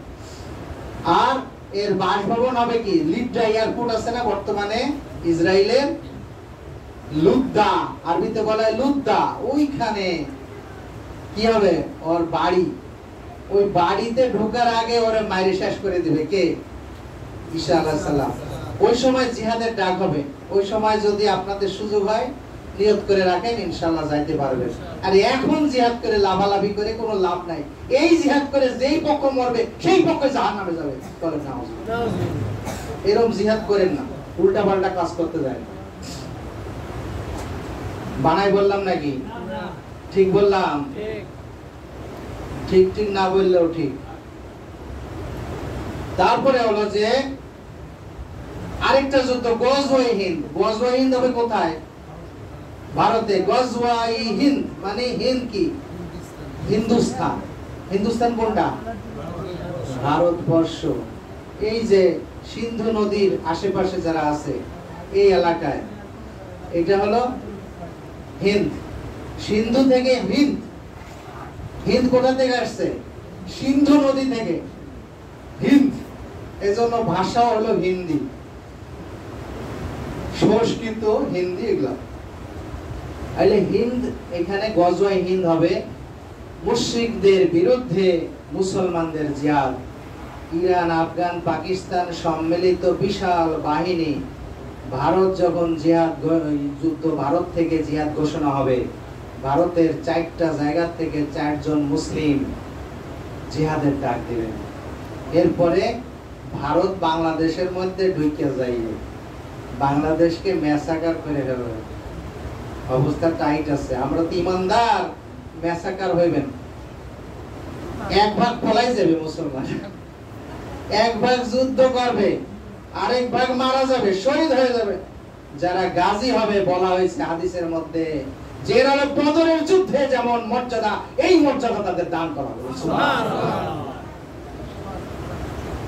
তখন কোন এক সাহাবী, বড় এক সাহাবী আফসোস করে বললেন যে আমাকে, আবু হুরায়রা সম্ভবত বলেন যে আমাকে যদি আল্লাহ বাঁচায় রাখে, আমি সেই যুদ্ধে আমি অংশ নিতে পারতাম। এটা আমার একটা ইচ্ছা ছিল। কিন্তু ওরা তো কত জিহাদি করেছেন, তাই না? সুবহানাল্লাহ। তাইলে আর সব তো কি 3 ভাগের 1 ভাগ কি হবে? 1 ভাগ পলাই যাবে, 1 ভাগ কি হবে? শহীদ হবে। তাইলে এই যে শহীদের, এরকম শহীদদের মর্যাদা যাদের আছে তাদের সাথে সান্নিধ্য পাবেন। এই সূরা ফাতিহা যদি এইভাবে চান, আল্লাহ যদি কবুল করে, তাইলে আল্লাহ কি বলছেন? আচ্ছা বলছেন, এটা পরে আসতেছি, বাকি অংশটুকু বলে নি। আর পরে হচ্ছে কি আরেক গ্রুপ কি? সালেহীন। সালেহীন মানে কি? সৎকর্মশীল বান্দা। সৎকর্মশীল, আমলে সালেহ করে যারা। ওই সময় তো আমলে সালেহ করছে। ইসলামের 3 স্তর, কঠিন সাধনা, ইসলামের স্বর্ণযুগ। বুখারী এবং মুসলিমের হাদিসে বর্ণনা হয়েছে এর মধ্যে আবার কিছু তাফসীরও হয়ে যাচ্ছে, তারপরে আমি যেটুকু বাকি আছে ওইটুকু আবার প্রথম থেকে বলে দেবো ইনশাআল্লাহ। সময় তো সংক্ষেপ, এর মধ্যেও কিছু কিছু ধরে রাখেন আর ওই দিক থেকে আবার কিছু বলবো ইনশাআল্লাহ। তাহলে কি হাদিস বললাম? বুখারী এবং মুসলিমে। কোন বিষয় বলছিলাম? সলেহিন বান্দা, হ্যাঁ, আমলে সলে। ভুলে গেলাম হাদিসটা, এর আর মনে আসতেছে না, কোনটা জানি বলতেছিলাম। যাই হোক, এই যে সলেহিন বান্দা, সলেহিন বান্দাদের, ও মনে আসছে, এটা হলো ইসলামের স্বর্ণযুগ বললাম না। ইসলামের স্বর্ণযুগ কোনটা বলেন তো? প্রথম প্রায় আনুমানিক কয়শো বছর? 400 বছর। 400 বছরের এটা কে সার্টিফাই করছে? রাসূল সাল্লাল্লাহু আলাইহি সাল্লাম হাদিস দিয়ে সার্টিফাই করছে। এটা হলো সালাফ। এটাকে কি বলা হয়? সালাফ। আমরা যে আমাদেরকে সালাফি দাবি করি কি জন্য? এই 30 স্তর ইসলামের স্বর্ণযুগকে অনুসরণ করি, যার সার্টিফিকেট কে দিয়ে গেছে? রাসূল সাল্লাল্লাহু আলাইহি সাল্লাম দিয়ে গেছে। রাসূল সাল্লাল্লাহু আলাইহি সাল্লাম দিছে মানে কি? তার নিজের কথা না আল্লাহর ইচ্ছায়? হ্যাঁ, কথা বুঝে আমাকে গালি দিবেন। আমরা কিন্তু চাই ওই স্বর্ণ স্তরের অনুসরণ করে চলি। আর রাসূল সাল্লাল্লাহু আলাইহি সাল্লাম আর আল্লাহ সুবহানাহু ওয়া তাআলার কোরআন, রাসূল সাল্লাল্লাহু আলাইহি ওয়াসাল্লামের সুন্নাহ, এর দুই বাইরে আমরা যাইতে চাই। এইজন্য বিদআতের বিরুদ্ধে আমরা, শিরকের বিরুদ্ধে আমরা, কুফরের বিরুদ্ধে আমরা। তাইলে কি হলো? ওখানে বলছেন হাদিসের মধ্যে রাসূল সাল্লাল্লাহু আলাইহি ওয়াসাল্লাম বলছেন, খায়রুন নাসি করনি উম্মাল্লাযিনা ইয়ালুনাহুম উম্মাল্লাযিনা ইয়ালুনাহুম। রাওয়াহুল সহিহুল বুখারী ও সহিহুল মুসলিম, মুত্তাফাক আলাইহি বর্ণনা। দুই হাদিস গ্রন্থের মধ্যে আছে। এটা হলো 2226 বুখারী, আর হলো আপনার 6632 মুসলিমের। হ্যাঁ, 6632 নম্বর হাদিস মুসলিমের। এখানে বলা হচ্ছে যে সর্বোত্তম মানুষ আমি এবং আমার সাহাবাগণ, অতঃপর এর পরবর্তীগণ মানে তাবেঈগণ, তারপর সুম্মাল্লাযিনা ইয়ালুনাহুম, অতঃপর এর পরবর্তীগণ যারা আসবে ওই তাবেঈ। এই তিনটা যুগকে বলা হয় ইসলামের স্বর্ণযুগ। এই 400 বছর এদেরকে যারা অনুকরণ করে তাদেরকে বলা হয় সালাফি। এবার বলছেন সালাফি কোত্থেকে আসছে? খালি নাম দেছে না, এই অনুযায়ী চলারও চেষ্টা করতেছে যারা। নাম দিলে খালি কাম হবে না তো, নাম আর কাম এক জিনিস। সলিহিন বান্দা হইতে হইলে ওই আমল, সৎ আমল করা লাগবে। ওই শিরক কুফরি বিদআত বাদ দিতে হবে, নাইলে সলিহিন বান্দা হইতে পারবেন না। বিদআত করে জান্নাতে যাবেন? হাদিস দেখান, হাদিস দেখান তো বিদআত করে জান্নাতে যাবে। লেখা আছে কুল্লু বিদআতিন দালালা ওয়া কুল্লু দালালাতিন ফিন্নার। প্রত্যেক বিদআতকারী পথভ্রষ্ট। এই পথই নাই, সিরাতুল মুস্তাকিমই নাই। তা আপনি কি বলবেন? পথভ্রষ্ট। এই ডাইনে বামে অন্য পথ আছে, আরো 72টা রাস্তা, এইটা হলো একটা রাস্তা। 73 রাস্তা হবে না? এই 72 রাস্তার মধ্যে পড়ে যাবে। শিরক করলো, বিপদ করলো, ওই দলে গেল, ওই হুজুরের কথা মতো চললো, ওই বুজুর্গের নিয়মে চললো, হ্যাঁ, ওই খাজা বাবার নিয়মে চললো, চিশতিয়া তরিকা, তারপরে কাদেরিয়া, নকশবন্দিয়া, মুজাদ্দিদিয়া, কত কি তরিকার হবে না। সিরাতুল মুস্তাকিম আপনি ধরলেন কেমনে? আপনি খাজা বাবার সাথে চললেন, আপনি সিরাতুল মুস্তাকিমে থাকলেন কিভাবে বলেন? আপনি বললেন যে কাতারের মধ্যে ফাঁক রেখো না, রাসূল সাল্লাল্লাহু আলাইহি ওয়াসাল্লাম বলছে, আপনি ফাঁক করে দাঁড়াইছেন, মানতেছেন? এই আয়াতে কি বলা হচ্ছে? অমাইয়াতিল্লাহ ওয়া রাসূলা ফাউলাইকা মাআল্লাযিনা আনআমা আল্লাহু আলাইহিম মিনান নাবিয়িনা ওয়াস সিদ্দিকিনা ওয়াশ শুহাদাই ওয়াস সালিহিন। বুঝেন নাই? এই চার গোত্রের নাম বললাম, 4 গ্রুপের নাম। তার আগে কি কথা আছে? প্রথম কথা কি? তাদের জন্য অমাইয়াতিল্লাহ ওয়া রাসূলা, যে বা যারা কি করলো? আল্লাহর আনুগত্য করলো, হুকুম মানলো, রাসূল সাল্লাল্লাহু আলাইহি ওয়াসাল্লামের হুকুম মানলো। আপনি ফাঁক করলেন কাতার, আপনি হুকুম মানলেন? এই কার হুকুম মানলেন বলেন তো? এই শয়তানের মানলেন। তাহলে কি হলো? আপনি জান্নাত যেতে চান, এত সোজা? বিদআত করে জান্নাতে যাবেন? কুল্লু বিদআতিন দালালা, পথভ্রষ্ট হইলই আগে। ওই অবস্থায় যদি মারা যায়, অকুল্লু দালালাতিন ফিন্নার, প্রত্যেক পথভ্রষ্ট অবস্থান যান। এবার বলছেন ওয়ালা দাল্লিন ওয়াইল মাগদুবি আলাইহিম ওয়ালা দাল্লিন, আমিন।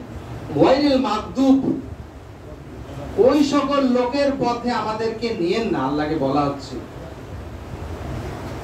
একবারে অন্তর থেকে ক্রন্দনরত অবস্থায় সালাতে দাঁড়াবেনই তো বিনীত হয়ে, প্রত্যেকটা কাজ এই চাওয়া পাওয়া সব বিনীত। এই আয়াতের কাছে তো চোখের পানি ঝরে যাওয়ার কথা। ওই সকল লোকের পথে আমরা পড়ি না যারা আপনার মাগদুব গজব প্রাপ্ত, those upon the wrath has brought down, যাদের উপরে আপনার গজব নিপতিত হয়েছে, মাগদুব or those, আর অথবা তারাও যারা কি আওলাদ দলিন, who goes to astray, যা ছায়ের মধ্যে যা astray, ওই যে ধূমদানির মধ্যে যা সিগারেট খায় কি ওই astray, সাইদানির মধ্যে যা, যারা একবারে কি হয়েছে ডাস্টবিন জঞ্জালে চলে গেছে, একবারে নষ্ট হয়ে গেছে, শেষ হয়ে গেছে, হ্যাঁ পথভ্রষ্ট হয়ে গেছে। দলিন মানে কি, দলালা মানে পথভ্রষ্ট, পথভ্রষ্ট হয়ে গেছে। এই কথাটুকু বলার পরে আল্লাহ কি বলেন? আমিন বলল কি? আল্লাহ কবুল করুন। সালাতে যখন আমিন বলেন, ইমাম যখন জোরে আমিন বলবে, আপনাকেও ওই লেভেলে আমিনটা বলতে হবে। এটা এই বুখারী মুসলিমের এবং সহিহ হাদিসের বর্ণনা। ইমাম যখন চুপে আমিন বলে, যাই বাতেনি কিরাতে জোহরের সালাত, আসরের সালাত, আপনিও তখন চুপে চুপে বলবেন। আর জোরে আমিন কখন বলবেন? আপনি দেখবেন সৌদি আরবে, দেখেন মক্কার সালাত, মসজিদে নববীর সালাত, দেখবেন ইমাম সাহেব আমিন জোরে বলে না বলে না? এই আপনাদের টিভি সেট নাই, টিভিতে একটা চ্যানেল আছে না, আরবের ই দেখানো হয়, কাবা ঘরে দেখানো হয় না, ওখানে সালাত দেখছেন কোনোদিন? খালি টিভিতে তো স্টার জলসা, জি বাংলার খেলাধুলা দেখবেন, ব্যস্ত, ভালো জিনিস তো দেখেন না। তাইলে কি বুঝবেন, কি জানবেন, কি জানতে হবে? আপনি টিভি দেখেন, আমি নিষেধ করতেছি না, টিভি দেখেন, ভালো জিনিস দেখেন, যাতে আপনার জ্ঞান বৃদ্ধি হবে। একটা এনিমেল চ্যানেল আছে, কত সুন্দর সুন্দর জীবজন্তু দেখায়, এই দেখতে একবার সুবহানাল্লাহ বললেও তো সওয়াব হবে। এর যে জলসার মধ্যে, খেলার মধ্যে বাইরে থাকলে সওয়াব হবে। যুব সমাজ তো শেষ হয়ে যাচ্ছে, অলস হয়ে যাচ্ছে, অলস। এই মোবাইলে গেমস খেলে খেলে অলস হয়ে যাচ্ছে। মোবাইলের মধ্যে তো কোরআনের অ্যাপস নেওয়া যায়, প্রতিদিন একটা আয়াত মুখস্থ করা যায় না? বাংলা সহ অর্থ দেওয়া আছে। এই যে আমার এটা আছে না, আমি এটা পড়ি তো, আমি প্রত্যেক দিনই একটা না দুইটা আয়াত আমি পড়ি। কোরআনের হক তো পালন করা হয়, হয় না? আবার মাঝে মধ্যে হাদিস পড়ি, না হাদিস না পড়লে, মুখস্থ না করলে, এই বয়সে মুখস্থ করার সময় আছে, এরপরও পড়ি, যে নিজে জানার জন্য, আপনাদেরকে জানার জন্য। বাল্লিগো আন্নি ওয়ালাউ আয়া, জানাইতে একটা জানলেও জানাইতে হবে, না জানলে জানাবো না, এরকম কোনো কথা নাই। জানতে বাধ্য, আর জানলে জানাইতেই হবে। জ্ঞান গোপন করলে ওই দিন হাসরে কি হবে? মুখে আগুনের লাগাম লাগিয়ে দিয়ে আগুনের খুঁটির সাথে বেঁধে রাখা হবে। নাউজুবিল্লাহ। জ্ঞান গোপন করবেন না, জ্ঞান শিক্ষা করেন। প্রত্যেক সময়, সময় চলে যাচ্ছে, সময় কিন্তু জীবন থেকে বের হয়ে চলে যাচ্ছে, তরবারির মতো কেটে যাচ্ছে। কাটবেন না এটাকে সংযত করবেন, এটা আপনাদের ব্যাপার, আমি স্মরণ করাই দেয়ার মাত্র। আল্লাহ তখন বলেন, এটা আমার ও আমার বান্দার ভিতরের বিষয়, বান্দা যা চাই তাকে তা দেওয়া হবে। সুবহানাল্লাহ, আল্লাহ তাকে দিয়ে দিবেন।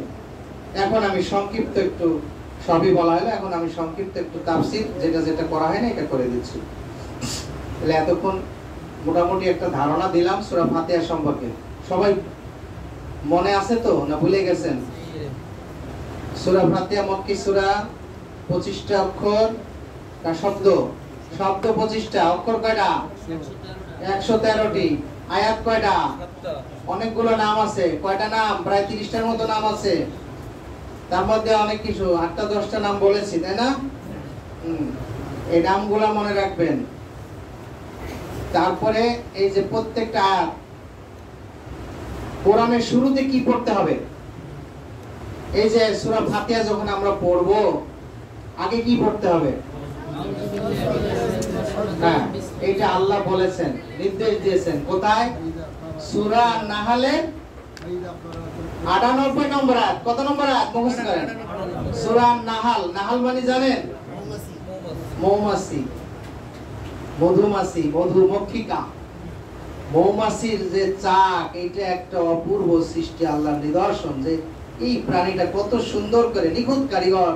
এই বাবুই পাখি দেখেন না কত সুন্দর করে ঘর বানায়, ওর মধ্যে আবার জোনাকির এই মাথাটা ঢুকায় দেয়, পাছাটা বেরায়, লাইটের সিস্টেম করে রাখছে সুন্দরভাবে। সুবহানাল্লাহ। এই বাসা আজ পর্যন্ত কোন বৈজ্ঞানিক এত সুন্দর করে একটা পাখিতে বাসা বানাইতে পারে, আশ্চর্য বিষয়। মানুষও পারবে না এত সুন্দর। আবার ওই যে মৌচাক পারবে, এত সুন্দর করে বানায়। এই সূরা নাহলের ৯৮ নম্বর আয়াতে আল্লাহ কি বলছেন? فَإِذَا قَرَأْتَ الْقُرْآنَ فَاسْتَعِذْ بِاللَّهِ مِنَ الشَّيْطَانِ الرَّجِيمِ। আল্লাহ বলেন যখন তোমরা কোরআন তেলাওয়াত করো তখন বিতাড়িত শয়তানের কাছ থেকে আল্লাহর কাছে আশ্রয় চাও। হ্যাঁ, beg shelter to Allah from the repelled devil. বিতাড়িত শয়তান এত বাতিল জিনিস, বিতাড়িত। রজিম, রজম মানে বোঝেন? রজম মানে পাথর। এই যে রজম করে না যারা, ওই যে কি বলে বিভিন্ন, হ্যাঁ, পাথর নিক্ষেপ করা হয়, রজম। রুজুম আল্লিশ শায়াতিন যে সূরা এর মধ্যে আছে, শয়তানকে পাথর নিক্ষেপ করা হয়। আকাশে যখন উঠতে থাকে খবর নিয়ে যায়, তখন ফেরেশতারা কি করে? রজম নিক্ষেপ করে। এই রজম থেকে আছে রাজিম। রজম মানে নিক্ষেপ করা হয়, তার মানে কি তাকে কাছে রাখলো না তাড়াই দেওয়া হলো, এই জন্য নাম হচ্ছে বিতাড়িত। রাজিম শয়তান। বিতাড়িত শয়তান থেকে আল্লাহর কাছে আমরা কি চাই? পানা চাই, আশ্রয় চাই। আশ্রয়দাতা কে? আল্লাহ সুবহানাহু ওয়া তাআলা। আউযু মানে আমি আশ্রয় চাচ্ছি, আমিটা উজ্জ্বল আছে, আমি আশ্রয় চাই।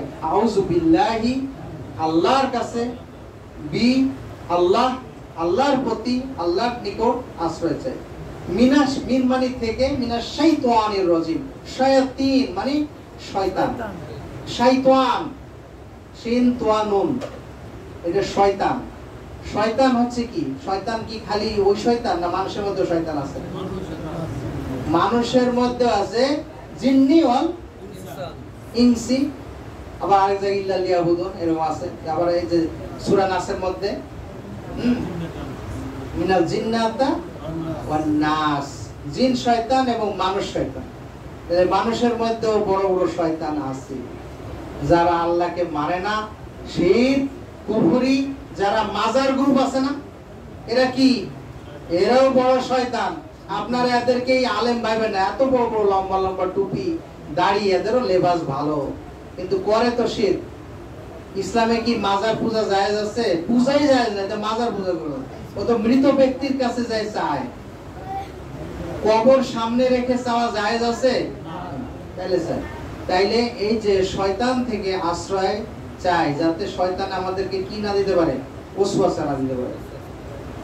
তাইলে আউযু বিল্লাহ পাঠ করা, অনেকে বলেছেন ওয়াজিব, অবশ্যই পাঠ করা উচিত। তবে যদি ভুলবশত না পাঠ করতে পারেন তাইলে পাপ হবে না। এজন্য অনেক সময় এটা বলা হয় সুন্নাত। এরপরে কি বলতে হবে? আউযু বিল্লাহ বিভিন্ন জায়গায় আমরা বলে থাকি, কোরআন তেলাওয়াতের পূর্বে বলে থাকি। সালাতের মধ্যে যদি কোনো কুপ্ররোচনা আসে, মনের মধ্যে অনেক সময় ভুল আসে না, অনেকে দোকানের হিসাব করে, আবার বলে যে বাড়ি যাই কি খাবো বা এখন কি করবো, এই চিন্তা বিভিন্ন রকম। এগুলা আসলে পরে কি বলবেন? আউযু বিল্লাহি মিনাশ শাইতানির রাজিম একবার, দুইবার বা তিনবার বলেন, যা বলেন সমস্যা নাই। তিনটা থুতু, থুতু একবার মুখ থেকে থুতু বাইর করবেন না, তাই বলে এরকম প্রতীকী, এরকম থুতু করবেন তিনবার। এটা একটা সাহাবীর আমল করেছে, বললে সাহাবী বলছে যে আমাকে আর শয়তানে, রাসূল সাল্লাল্লাহু আলাইহি ওয়াসাল্লাম যখন শিখাই দিলেন, এটা ওয়াসওয়াসা তাকে দিত না। আউযু বিল্লাহি মিনাশ শাইতানির রাজিম। সালাতে যে অবস্থায় থাকেন, যদি কুপ্ররোচনা দেয়, এরকম করে বাম দিকে একটু মাথা টাই করে থুতু তিনবার। শোয়ার সময় আউযু বিল্লাহ বলে শুবেন। এরপরে স্বপ্নে যদি দেখেন খারাপ কিছু, খারাপ স্বপ্ন দেখেন, পাশ পরিবর্তন করবেন, থুতু করে ওই পাশে তিনবার থুতু আউযু বিল্লাহ বলবেন। এরপরে যে কোনো সময় যদি মনের মধ্যে খারাপ কোনো চিন্তা আসে, এরপরে আউযু বিল্লাহি মিনাশ শাইতানির রাজিম পড়তে হবে। তারপরে আরেকটা আছে যে কেউ রেগে গেলে আপনার নিজের রাগ হয়েছে, তখন কি করবেন? এই নাউযুবিল্লাহি মিনাশ শাইতানির রাজিম বলছে রাগ হচ্ছে শয়তানের সৃষ্টি করে। রাগ কে সৃষ্টি করে? শয়তান। এরপর আসেন বিসমিল্লাহির রহমানির রহিম। আউযুবিল্লাহ হচ্ছে কোন আয়াত? এটা সূরা নাহলের 98 নম্বর আয়াত। তাহলে আউযুবিল্লাহ কোরআনের আয়াত। আবার বিসমিল্লাহির রহমানির রহিম কিসের আয়াত? প্রতিটা সূরার প্রথমে আছে, কিন্তু সূরা তাওবা এই সূরার মধ্যে সামনে শুরুতে বিসমিল্লাহ আছে নাই। কিন্তু সূরা তাওবা যখন শুরু করবেন তখন বিসমিল্লাহ পড়বেন না, পড়তে পড়তে যখন আসছেন অন্য সূরার পরে তখন বিসমিল্লাহ পড়বেন না। কিন্তু আলাদাভাবে যদি সূরা তাওবার কোনো আয়াত পড়েন তখন বিসমিল্লাহ পড়ে নেবেন, আউযুবিল্লাহ পড়বেন।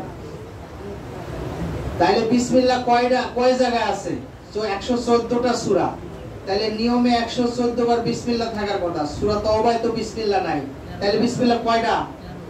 113 হয়ে যায় না? কিন্তু 114 বারই আছে। আরেকবার কোথায় আছে বলেন তো? সূরা নামালে। নামাল মানে কি?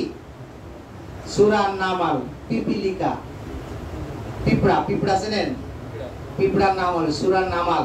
আল্লাহ যে মৌমাছি, পিঁপড়া এদের দিয়ে অনেক নিদর্শন, আল্লাহর এই আয়াতগুলো নিদর্শন আমাদেরকে দেখাইছেন। এর মধ্যে অনেক সুন্দর সুন্দর কাহিনী ঘটনা আছে এবং বাস্তব জীবনের সাথে শিক্ষণীয় অনেক বিষয় আছে।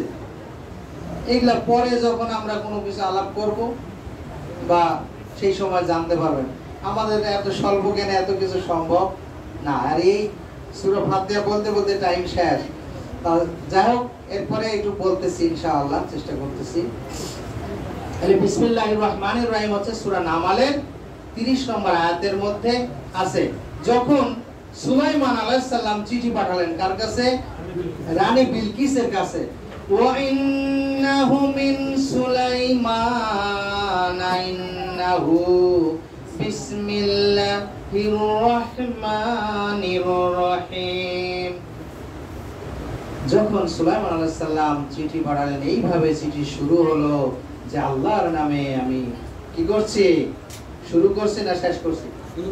শুরু করছি। শুরু শব্দটা আছে বিসমিল্লাহর মধ্যে, উজ্জ আছে, বি। ওই বি এর একটা গ্রামাটিক্যাল বিষয় আছে, এটাকে ইসম মানে আল্লাহর নামে। ইসম মানে কি? নাম। বিসমিল্লাহ আল্লাহর নামে শুরু করছি, যিনি কি পরম দয়াময় অসীম করুণাময়। তাইলে আল্লাহ হচ্ছে রহমান এবং রহিম। রহমান এবং রহিম এটা কিন্তু একটা জানার বিষয়। রহমান কি আর রহিম কি, দুটাই শাব্দিক অর্থ প্রায় এক, কিন্তু তাৎপর্যের দিক থেকে, গুরুত্বের দিক থেকে একটু আলাদা আছে। রহমান তিনি ওই রহমান যিনি না চাইতেই সবকিছু আমাদের দিয়ে দিয়েছেন এবং সকল প্রয়োজন মিটায় থাকেন। আমরা তার শুকরিয়া করি চাই না করি। কেউ যদি শুকরিয়া না করে, এই যে কাফের মুশরিকরা আল্লাহ শুকরিয়া করে, আল্লাহর কৃতজ্ঞতা আদায় করে না, আল্লাহর প্রশংসাও করে না, এরপরও তাদেরকে আল্লাহ খাওয়ান না? খাওয়ান। আলো দিবেন, বাতাস দিবেন। আমরা জন্মের পরে এই যে পানি খাই, এগুলো কিনা লাগে। এখন না বোতল কিনে আছে, বাসায় গেলে কি কিনা পানি খাবেন? বাসায় তো বাসার পানি আছে, এগুলো কিনে খাওয়া লাগে আমাদের। এজ ইউজুয়াল অন্য সময় সব জায়গায় কিনা লাগে না? লাগে। তারপরে এই যে মাটির উপর দিয়ে হাঁটি, তাই না? ট্যাক্স দেই, কোনো অক্সিজেন ব্যবহার করি, কোনো অক্সিজেনের দাম দেই। অক্সিজেনের সাথে নাইট্রোজেন আছে। সবচেয়ে গুরুত্বপূর্ণ জিনিস কি? নাইট্রোজেন। নাইট্রোজেন না থাকতে এই দুনিয়ার অস্তিত্ব থাকতো না। তারপরে এই যে এত কিছু, আলো, সূর্যের আলো না পেলে কি হয়? অন্ধকার। সূর্যের আলো না থাকলে একসময় সমস্ত কিছু ধ্বংস হয়ে গেছিল। 6,50,00,000 বছর আগে আমরা জানি ডাইনোসরের একটা যুগ ছিল, প্রাগৈতিহাসিক যুগ। সে যুগে সবগুলো ধ্বংস হয়ে গেছিল। ওই যে সব সূর্যের আলো ঢাকা পড়ে গেল। একটা কি পড়ছিল পৃথিবীর উপরে? একটা ধূমকেতু পড়ছিল, তাতে সব শেষ হয়ে গেছে।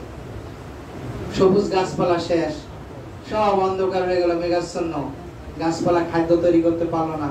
পানি উপচে উঠলো একবারে 50 ফুট 100 ফুট উপরে। তাহলে থাকে দুনিয়া? সব আচ্ছাদিত হয়ে সূর্যের আলো আসলো না, সব বরফে পরিণত হলো। আর শিলাখণ্ডে তো মরছে, এরপর বরফের তলে ফসিল হয়ে আছে। এখনো দেখেন না ডাইনোসরের যে ফসিল পায় বিভিন্ন দেশে, যেমন বেলুচিস্তানে বেলুচিথেরিয়াম নামে পেল, তারপরে এরকম আমেরিকায় পাইছে, বিভিন্ন দেশে এই ডাইনোসর ফসিল পাওয়া গেছে। কিছু আকাশে উঠতো, কিছু পানিতে, কিছু এইভাবে। তো যাই হোক, আমাদের যে নিয়ামত দিয়ে আল্লাহ ভরিয়ে দিয়েছেন, এর নাম হচ্ছে রহমান। না চাইতে যা পাইস, দুনিয়া তো আছে, আখিরাত তো আছে আল্লাহর রহমত। আর রহিম নামটা কি জন্যে? দুনিয়াতে তো রহম আল্লাহ করবেনই, কিন্তু মূল বিষয়টা রেখেছেন আখিরাতে। আল্লাহর রহমত কয়টা? মুসলিমের হাদিস 2792 সম্ভবত। এই হাদিসের মধ্যে বলা হয়েছে যে আল্লাহর রহমত হচ্ছে 100টা। কয়টা? আল্লাহর রহমত 100টা। একটা রহমত দুনিয়াতে দিয়েছেন, একটা রহমত। বললাম যে দুনিয়া তো আছে, আবার আখিরাতে সবচেয়ে বেশি রেখে দিয়েছেন রহমতটা। কতটা রহমত রেখেছেন আখিরাতে? 99টা রাখছেন। একটা রহমত দুনিয়ার সৃষ্টি থেকে কিয়ামত অবধি সব মাখলুকের মধ্যে ভাগ করে দিয়েছেন আল্লাহ। 4 ধরনের মাখলুকের মধ্যে। 1 নম্বর জিন জাতি, মানব জাতি। 3 নম্বর যত প্রাণী আছে। 4 নম্বর হচ্ছে কীট পতঙ্গ, পোকামাকড়। এই 4টা প্রজাতির জাতির মধ্যে সব আল্লাহ একটা রহমত দিয়ে রাখছেন সৃষ্টি থেকে কিয়ামত পর্যন্ত। এই একটা রহমতের গুণে মা সন্তানকে এত ভালোবাসে, স্বামী স্ত্রীকে ভালোবাসে, স্ত্রী স্বামীকে ভালোবাসে, বাসে না? একটা মুরগি তার বাচ্চাকে যেভাবে আগলে রাখে কত সুন্দর ভাবে, একটা কাক আসছে বা চিল আসছে সো মারতে পারে কত সুন্দর ভাবে। এইভাবে যে আল্লাহর একটা রহমতের জন্য এত কিছু, 99টি রহমত আল্লাহ হাসরের মাঠে ঢেলে দিবেন। কাদের জন্য? আমাদের জন্য। এত সস্তা আমাদের জন্য। কাদের? আমরা বলতে কারা? ঈমানদার। ঈমানই যদি না থাকে, আপনি যে মাজারে যান তাহলে আপনার ঈমান আছে নাকি? মরা মানুষের কাছে চাইতে পারবেন? ওই দিঘির পানিতে যায় গোসল করবেন তাহলে হবে? রোগ মুক্তি হবে? এই চাইলে আপনি জান্নাত পাবেন? ঈমানই তো শেষ। গায়ে তাবিজ বাঁধেন না? তাবিজ বাঁধতে মরে গেলে কি হবে? বলেন বলেন, তাড়াতাড়ি বলেন। তাবিজ বাঁধা অবস্থায় মরে গেছে, জান্নাত পাবে? আপনার জানেন না এত হুজুর আছে মসলা দেন, ইন্নাহু মাইয়ুশরিক বিল্লাহি ফাকাদ হারামাল্লাহু আলাইহিল জান্নাহ। শিরক করার জন্য জান্নাতকে আমি চিরতরে হারাম করে দেব। ওয়া মাওয়াহুন নার ওয়া মাল যালিমিনা মিন আনসার। এই জালিমদের কোনো সাহায্যকারী নেই। আল্লাহ সাহায্য করবে। হ্যাঁ হ্যাঁ, ওইটা তো মান তাআল্লাকা তামিমাতান ফাকাদ আশরাক। যে তামিমা ঝুলালো, এই কবজ তাবিজ যেগুলো ঝুলালো, ব্যবহার করলো, সে কি করলো? শিরক করলো। শিরক অবস্থা মারা গেলে জাহান্নাম। আর এক বিন্দু পরিমাণ, পরমাণু পরিমাণ যদি ঈমান থাকে মরার সময়, তার মানে তার শিরক নাই। পরমাণু পরিমাণ ঈমান থাকে মানে কি? শিরক নাই। সে এক সময় না এক সময় জান্নাতে যাবে, কিন্তু ওই পরমাণু পরিমাণ ঈমান তো থাকা লাগবে। শিরক করলে কোন পরমাণু পরিমাণ ঈমানও তার থাকে না। ছোট শিরক হোক আর বড় শিরক হোক, মৃত্যুর পরে দেখা হবে না যে তার ছোট শিরক, এটা দেখা হবে সব শিরক হিসেবে গণ্য হবে। নাউযুবিল্লাহ, এটা থেকে বিরত থাকেন। আমরা শিরক বেছে বেছে দেখবেন কোনটা কোনটা শিরক, এগুলো বাদ দিতে হবে। ওই যে এখানে কি আপনাদের এলাকায় মনসা নাকি উঠছে নাকি, সব মায়ের কাছে যায়, বলে যে মায়ের কাছে যাচ্ছে। নাউযুবিল্লাহ বলেন। মা তো কারা ডাকে? হিন্দুরা বলে মা, আর মুসলমানরা বলে বাবা। ওদের দুর্গা, আমাদের দরগা। দরগা মানে কি? দরগা মানে মাজার। দরগা শব্দটা রাজশাহী এলাকায় ব্যবহার হয়। আর এই যে কি বলছিলাম, এই রহম, আল্লাহ যে রহিম, 99টা রহমত ওই দিন ঢেলে দিবে মুমিনদের জন্য, কোন মুশরিকের জন্য বরাদ্দ নয়। মনে রেখে সেদিন আল্লাহ যার দেখবে একটু অনুপরিমাণ ঈমান আছে কিন্তু শিরক নাই, তাকেই আল্লাহ ক্ষমা করে দিবেন, জান্নাতে পাঠাই দিবেন। প্যাকেট দিলে সব পলাই যাবে। একটু পরে এর শেষ করে দিচ্ছি, আর 10টা মিনিট সময় দেন। ব্যাপক জিনিস তো আমি সময় শেষ করে ফেলাইছি। আলহামদুলিল্লাহি রাব্বিল আলামিন। আচ্ছা বিসমিল্লাহর কথা বলছেন না, বিসমিল্লাহ সর্ব সময় বিসমিল্লাহ বলতে হবে। ভালো কাজে, খারাপ কাজে বিসমিল্লাহ বলবেন না। বুখারীর হাদিস 5273 নম্বর হাদিস বুখারী। রাসূল বলেন প্রত্যেকটি কাজের শুরুতে কি বলো? বিসমিল্লাহ বলো। ভালো কাজের শুরুতে বিসমিল্লাহ। যেমন সালাতে দাঁড়ায় বিসমিল্লাহ, ওযুর আগে বিসমিল্লাহ, খাওয়ার আগে বিসমিল্লাহ বলে খান না? আর ভালো কাজ শেষ হয়ে গেলে আলহামদুলিল্লাহ, খাওয়া শেষে আলহামদুলিল্লাহ। আর অন্যান্য কাজের শেষে নির্ধারিত দোয়া আছে, এগুলো পড়তে হয়। ওযুর শেষে যেমন কালেমা শাহাদাত, তাই না? টয়লেট থেকে বেরোলে কি গুফরানাকা, হ্যাঁ, ঢুকতে কি বিসমিল্লাহ বলবেন না? টয়লেটে বললে বলেন? টয়লেটে ঢুকতে বিসমিল্লাহ বলেন না? ঢুকতে বিসমিল্লাহ বলেন না কেউ? নাউজুবিল্লাহ। কেন বলেন না? বিসমিল্লাহ না বললে তো আপনার ইয়ে হবে না, তো ইবাদত হবে না। বিসমিল্লাহ বলবেন, বলার পরে বাম পা ঢুকাবেন। বুঝলেন কথা? বাম পা ঢুকানোর সময় কি বলবেন? আল্লাহুম্মা ইন্নী আউযু বিকা মিনাল খুবসি ওয়াল খাবাইস। এটা বলতেন খাবাইস, তা তা তোবলার মতো উচ্চারণ। হ্যাঁ, এটা বললে ওরা আর আপনার কোনো গোপনাঙ্গ কিছু দেখতে পাবে না, ওদের পর্দা করে দিবে আল্লাহ, দেখতেই দিবে না। আর যদি এটা না বলেন, বিসমিল্লাহ বলে দোয়া না পড়ে ঢোকেন, এরা তো আপনার লগে যা কিছু তাই করতে থাকবে, এটা আপনি জানতেও পারবেন না। এরা শিরায় শিরায় রক্তের নালীর মধ্যে ঢুকে যায়, সার্কুলেশনের মধ্যে চলে যায়। জানেন এত খারাপ জিনিস।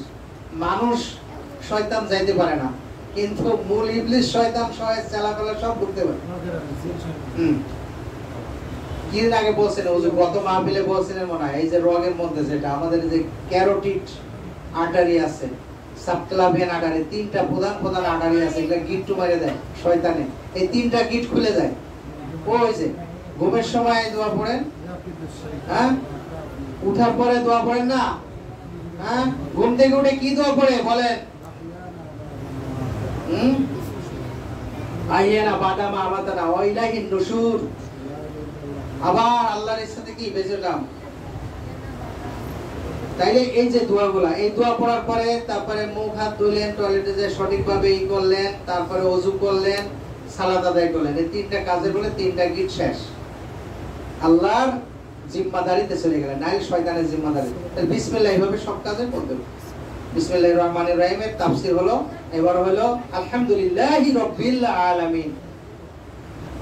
আলহামদ এমন একটা শব্দ যেটা আল্লাহর প্রশংসা এবং শুকরিয়া, যাবতীয় কিছু। আল মানে কি? অনেক সময় দি বুঝাইতে আল্লাহ বোঝানো হয় নির্দিষ্ট করে, কিন্তু এখানে শব্দটা হবে যাবতীয়, সকল, যত প্রশংসা আছে, যে প্রশংসা করে শেষ করা যাবে না, এত এত কিছু, যার কোনো শেষ নাই। সীমাহীন প্রশংসা কার জন্য? লিল্লাহি, আল্লাহর জন্য। আল্লাহ হচ্ছে, আল্লাহ যত সিফাতের নাম আছে, আল্লাহর আসমাত আর সিফাত কত? 99টা। এছাড়াও আল্লাহর নাম আছে না? অনেক গুণের নাম সব আল্লাহ।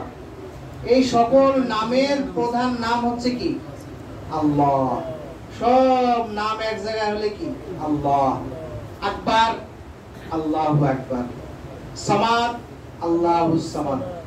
হ্যাঁ, সুবহানাল্লাহ, সুবহান আল্লাহর নাম, সুবহানাল্লাহ, আল্লাহ মহাপবিত্র, তাই তো? আলহামদুলিল্লাহ, এই যে এটা যেমন আলহামদুলিল্লাহ শুরু হয়েছে, সকল প্রশংসা আল্লাহর জন্য। লিল্লাহি, কার জন্য? আল্লাহর জন্য। রব্বিল আলামিন, রব, প্রভু। রব মানে কি? পালন কর্তা, প্রভু, যিনি ওই যে একটু আগে বললাম না চাইতে সবকিছু পাইছেন, সব লালন পালন থেকে শুরু করে খাবার দাবার যাবতীয় কিছু আপনাকে নারিশ করবে, জন্ম থেকে মৃত্যু পর্যন্ত সব কিছু আগলে রাখে। সব মায়ের কোলের মধ্যে, রিহেমের মধ্যে যেমন ছিলেন, রিহেম মানে কি? জরায়ু, ইউটেরাস, জরায়ুর মধ্যে যেমন রিহেম, জরায়ু মানে কি? রিহেম। ওই সেই রহিম আল্লাহ, সেই রিহেম, রহিম থেকে রিহেম। এই যে আল্লাহর দয়া, এর মধ্যে আপনারা ছিলেন না? তখন কিছু করার ক্ষমতা ছিল নাকি? 18 পারা কোরআন মুখস্থ করে বাইরে হয়েছিলেন? নাউজুবিল্লাহ। কে? আব্দুল কাদের জিলানী রহমতুল্লাহ আলাইহি। উনি কি? উনি তো সঠিক ছিলেন, ওনার নামে এইসব গুজব তৈরি করে যারা, হ্যাঁ, কাদেরিয়া, তারা কি? কাদরিয়া, এরকম বিভিন্ন আছে, চিশতিয়া, ওই যে চিশতিয়া যে সাবেরিয়া, মুজাদ্দিদিয়া, এগুলা সব হচ্ছে কি বাতিল ফিরকা। এর মধ্যে ঢুকছেন কি আখিরাত, এই জিন্দেগিও শেষ, দুনিয়া আখিরাতও শেষ। সিরাতুল মুস্তাকিমে থাকতে হবে। তারপরে এই যে আল্লাহর প্রশংসা, আল্লাহ আপনাকে কোনো নিয়ামত দেননি মনে করেন, একটা নিয়ামত আপনি পাননি, এরপরে আলহামদুলিল্লাহ আপনি বলতে বাধ্য না? বাধ্য। আল্লাহ দিছে কি না দিছে এটা দেখার বিষয় না, আপনি আলহামদুলিল্লাহ বলতে বাধ্য। সকল শুকরিয়া প্রশংসা, খালি প্রশংসা না, শুকরিয়া আল্লাহর জন্য। শুকরিয়া আর প্রশংসার মধ্যে পার্থক্য কি? প্রশংসা করা হয় তার কাছ থেকে কিছু পাইলেও প্রশংসা, না পাইলেও প্রশংসা করতে পারেন। শুকরিয়া তার কাছ থেকে কিছু না পাইলে আপনি শুকরিয়া করবেন? কারণ আল্লাহ শুকরিয়া করেন কি আল্লাহর প্রত্যেকটা নিয়ামত ভোগ করার পর আমরা বলি না আলহামদুলিল্লাহ, খাবার শেষে বলি।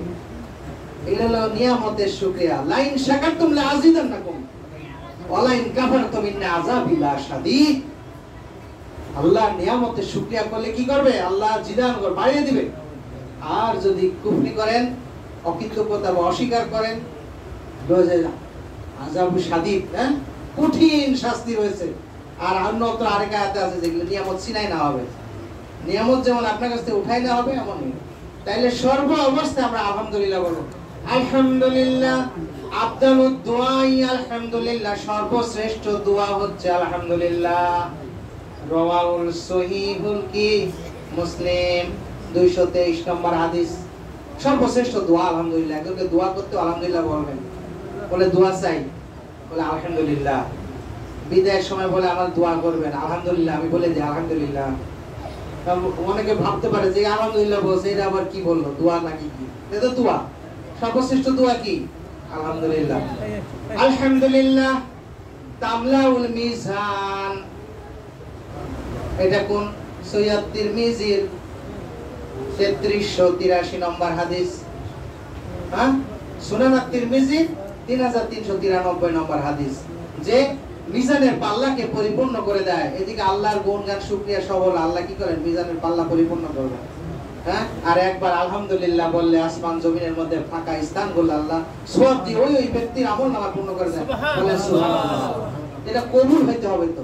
সুবহানাল্লাহ আলহামদুলিল্লাহ বললে ফাঁকাগুলো সওয়াব দ্বারা পূর্ণ করে দেন। এর পরিমাপ করে আমরা শেষ করতে পারবো না, কিন্তু অন্তর থেকে হতে হবে, দৃঢ় বিশ্বাস ঈমানের সাথে ইয়াকিনের সাথে হতে হবে। না হলে আল্লাহ এটা দেবেন না। আপনাকে দেবেন কি এমনি? কষ্ট করবেন না। আপনি ওই দিক মাজারের মধ্যে যাবেন, এইদিকে আয় বলবেন আলহামদুলিল্লাহ। ওই বাপরেও ডাকো, আমারে বাপ পাইছিস কি? তো যা ওই বাপরের কাছে যা, ওই বাপ তোরে জান্নাত দেবে। যা কিয়ামতের মাঠে জাহাজ নিয়ে তোরে দিয়ে দিবে। যা, কয়টা জাহাজ লাগে? যা চলবে। ওই দিন শাফায়াতে রাসূল সাল্লাল্লাহু আলাইহি সাল্লামকে শাফায়াত করতে কি অনুমতি দেওয়া হবে, এখনো দেওয়া হয় নাই। আর এই দুনিয়া থাকতে জান্নাতে পাঠায় দিয়েছে এই সমস্ত বাতিল লোকজন। সত্যি কথা এটাই। শাফায়াতের ক্ষমতা কার? এক নম্বর কার? আল্লাহ। আল্লাহ যদি মনে করেন, আল্লাহ যেহেতু বলছেন রাসূল সাল্লাল্লাহু আলাইহি সাল্লামকে শাফায়াতের ক্ষমতা দেবেন, তখন শাফায়াত। আর তারপরে পর্যায়ক্রমে বিভিন্ন শাফায়াত, যেমন রোজা শাফায়াত করবে, আপনার কোরআন শাফায়াত করবে। যে কোরআন পড়ে সব সময়, সেই কোরআন তাকে ঠেকায় রাখবে, জাহান্নামে যেতে দেবে না। আবার যদি শিরক করেন, এই কোরআন আপনার বিরুদ্ধে কাজ করবে। ওই মাজারে যাবেন, আপনার বিরুদ্ধে কাজ করবে। অমুক পীর সাহেবের কাছে যায় পড়ছেন যে আমারে আপনি পার করে দেন, আপনি যে সবক দিবেন এগুলাই পালন করব, ওই সবক তো আপনার ইসলামে নাই। তাহলে কি করবেন? ওই তরিকা ইসলামে নাই, তা কি করবেন? ওই তরিকায় গেলে তো জাহান্নামে যাইতে হবে। তারপরে কি আর রহমানির রহিম, এটা তো বিসমিল্লাহর মধ্যে ব্যাখ্যা দিয়ে দিছি, রহিম এবং রহমান, তাই তো? মালিক ইয়াউমিদ্দিন, বিচার দিবসের মালিক। ডে অফ দি কি master of the judgement day, বিচার দিবসের মালিক। এই বিচার দিবসে একমাত্র একচ্ছত্র আধিপত্য কার থাকবে? আল্লাহ সুবহানাহু ওয়া তাআলা। ওই দিন বলবেন, হে দুনিয়ার বাদশা তোমরা আসো। আল্লাহ হলেন মালিক, আর দুনিয়া যারা বাদশা এরা কি? এরা হলো মালিক। মালিক মালিক মানে কি? মালিক মা টান দিলে হবে মালিক, মানে এরা হলো কি সব কিছুর মালিক। হ্যাঁ, বাদশাহ অধিপতি হচ্ছে আলিফ হবে না, মালিক, মালিক। যেমন ইয়েতে আছে সূরা আছে না, হ্যাঁ, মানুষের অধিপতির কাছে মালিক, মালিক মানে বাদশাহ। আর মালিক ইয়াউমিদ্দিন মানে একচ্ছত্র আধিপত্য একমাত্র আল্লাহর সেই দিন। তো সেই বাদশারা কোথায় আছো? আজকে তোমার বাদশাহী দেখাবো। হ্যাঁ, তো এই দিন যার আমলনামা ঈমান সঠিক থাকবে তাকে সেই অনুযায়ী তার ডান হাতে আমলনামা দেওয়া হবে, এই অনুযায়ী পুরস্কৃত বা তিরস্কৃত হবে। বিদআত শিরক করলে তো জাহান্নামেই থাকবে, জাহান্নামে পাঠাই দেওয়া হবে, কুফরি জাহান্নাম। এটা সূরা আল কাহাফের মধ্যে বলে দেওয়া আছে। সূরা আল কাহাফের 101 নম্বর আয়াত থেকে শুরু হয়েছে 110 পর্যন্ত। এই 10টি আয়াত খুব গুরুত্বপূর্ণ, এগুলো পড়ে দেখবেন। ওই দিন কি অবস্থা হবে, কাফির মুশরিক এদের কি জঘন্য অবস্থা হবে। তারপরে আমাদের যারা মুসলিম, যারা কাফির মুশরিক হয়ে মারা গেছে, ঈমান আমার পরে আবার কুফরি করছে, কাফের হয়ে মারা গেছে, তাদেরও একই অবস্থা হবে, বুঝছেন? আর যারা ঈমান আছে এই অনুযায়ী তাদের ঈমানের থাকলে তাদের ডান হাতে আমলনামা আল্লাহ দেবেন। আর ঈমানের যদি আরো উচ্চতর মর্যাদা, তাইলে তাদের শাস্তি আল্লাহ মওকুফ করে দিবে, সরাসরি জান্নাতে দিবে। আর কিছু কিছু পানিশমেন্ট দিয়ে এতক্ষণ জাহান্নাম থেকে বের করে আবার জান্নাতে নিয়ে যাবে।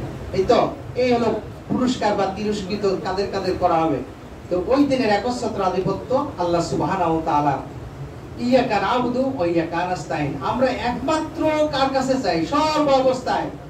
কোন পানিতে গোসল না, জোড়া কলা খাইলে সমস্যা হবে এইসব কিছু না, মাজারে যাব না, কোন পীর সাহেবের কাছে ধর্ণা দিব না, কোন হুজুরকে আমরা ওই হুজুরকেই মানবো আর কাউকে মানবো না, এরকম কোন কথা চলবে না। একমাত্র অন্ধ অনুসরণ কাকে করতে পারবেন? রাসূল সাল্লাল্লাহু আলাইহি ওয়াসাল্লাম। আল্লাহকে অনুসরণ করে কেমনে? আল্লাহ কি মানুষ?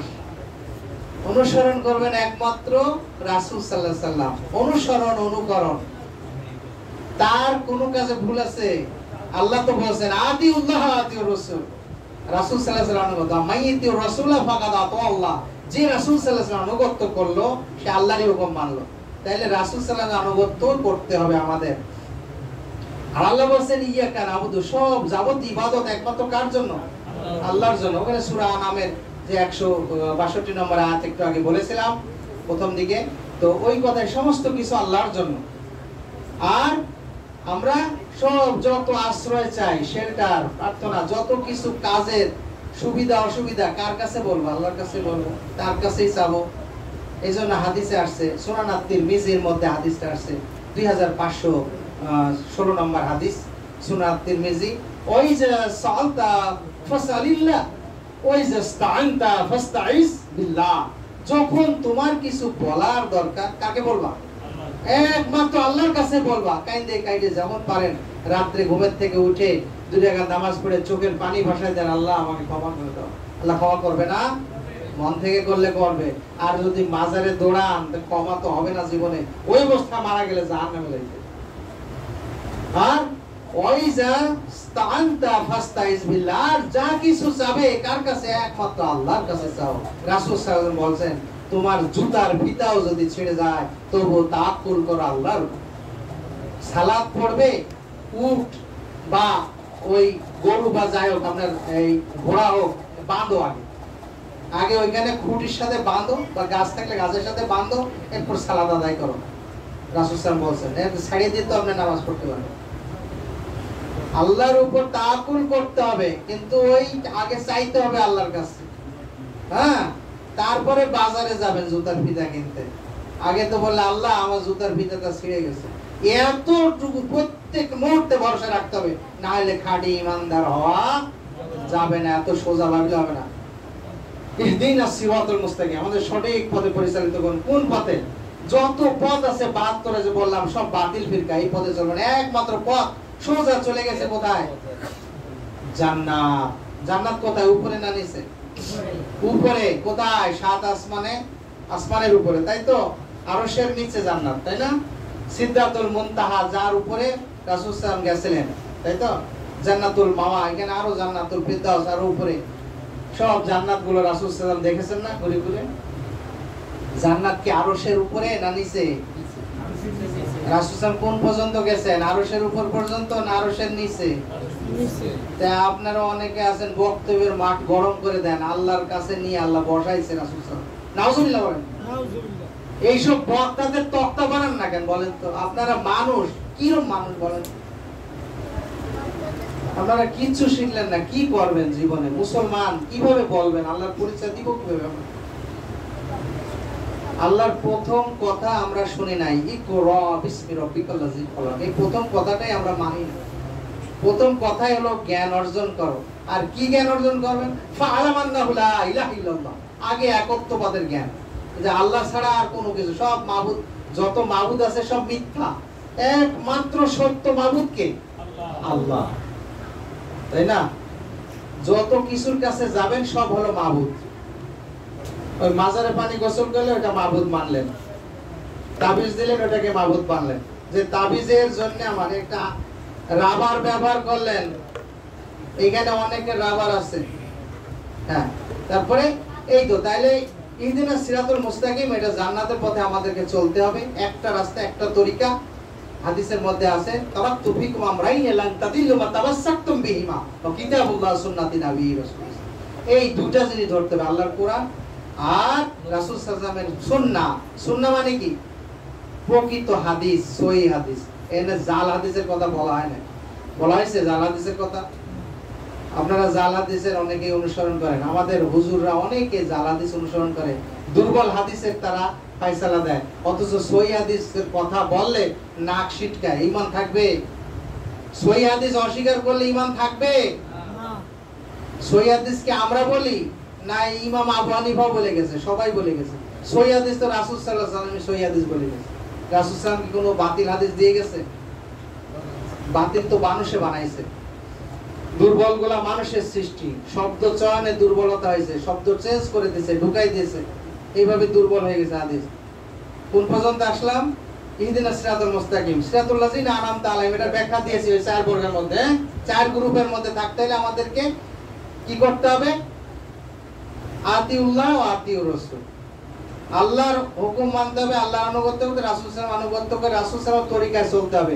এই দুইটা জিনিস শক্ত করে যতদিন ধরবো, কোরআন আর সহিহ সুন্নাহ, ততদিন আমরা কি হব না? পথভ্রষ্ট হব না। এই মেসেজই দেওয়া হয়েছে বারবার। বিদায় হজের ভাষণে রাসূল মেসেজটা দিয়েছেন।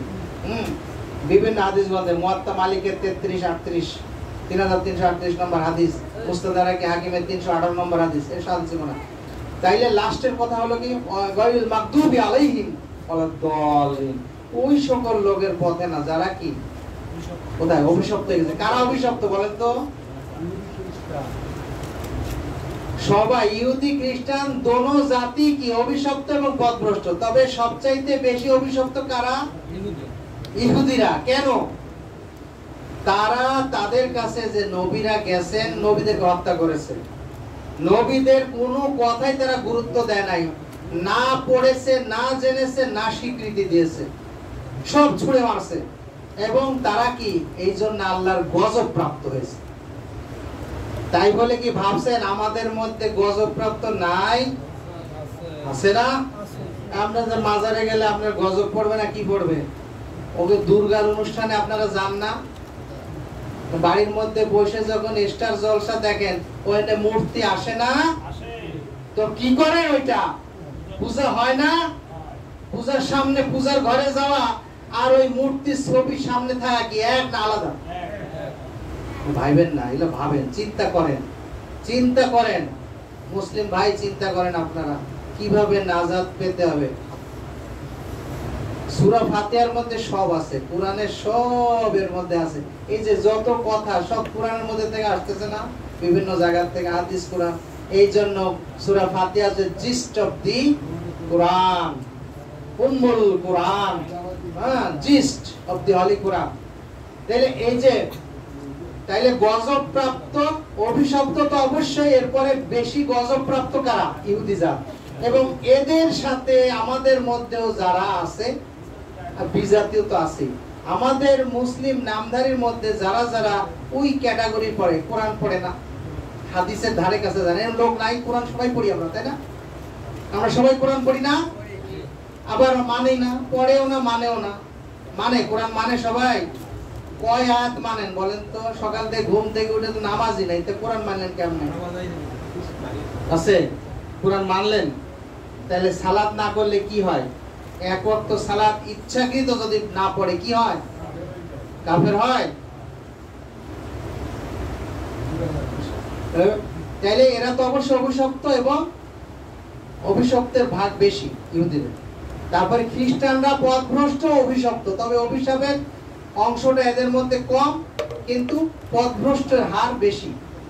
এরা নবীদেরকে স্বীকৃতি দিয়েছে, এই জন্য গজব পায় নাই, গজব পাইছে কম। তো পথভ্রষ্ট মূলত এরা বেশি কেন?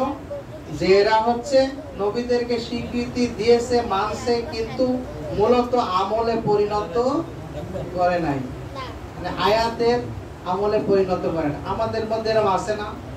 কোরআনের আয়াত পড়ি, আমল করি, কোন গ্রুপে পড়বো? খালি ওই সূরা ফাতিহাও পড়তে পারি না, অনেকে আছে না? সূরা ফাতিহা মনের মধ্যে অনেকেরই মুখস্থ নাই, আমার বিশ্বাস থাকতেও পারে, সবার থাকতে পারে, ঠিক না? আছে না? দুই একজন তো থাকে যে ফাতিহা মুখস্থ নাই, এরকম আছে না? সূরা ফাতিহা ছাড়া কিন্তু সালাত হয় না। প্রাথমিকভাবে যদি সূরা ফাতিহা না পারেন, তাহলে রাসূল বলেছেন কোরআনের যেখান থেকে পারো ভালো লাগে এখান থেকে পড়ো। হাদিস আছে না? এটা কার জন্য? ও পারে না তার জন্য। কিন্তু পারে না মানে আপনি মরা পর্যন্ত শিখবেন না, তাহলে তো হইলই না কিছু। শিখতে হবে। এখন পারতেছেন না, এখন বিসমিল্লাহ বিসমিল্লাহ বলে সালাত পড়েন, হয়ে যাবে। কিন্তু আপনার নিয়ত থাকবে যে আমি শিখতেছি, না হলে এই সালাত হবে না। তাহলে সূরা ফাতিহার তাফসীর শেষ করলাম, আলহামদুলিল্লাহ। তো আগামী মাসে ইনশাআল্লাহ 23 তারিখ না 22 তারিখ পড়তেছে, 22 তারিখ 22শে জুলাই, এটা হলো সোমবার হয়।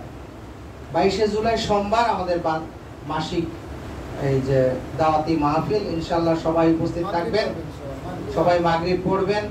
কিছু আপনাদের জন্য কিছু তোহফা বা ইয়ে থাকতে পারে, ইনশাআল্লাহ চেষ্টা করব, থাকবেন সবাই।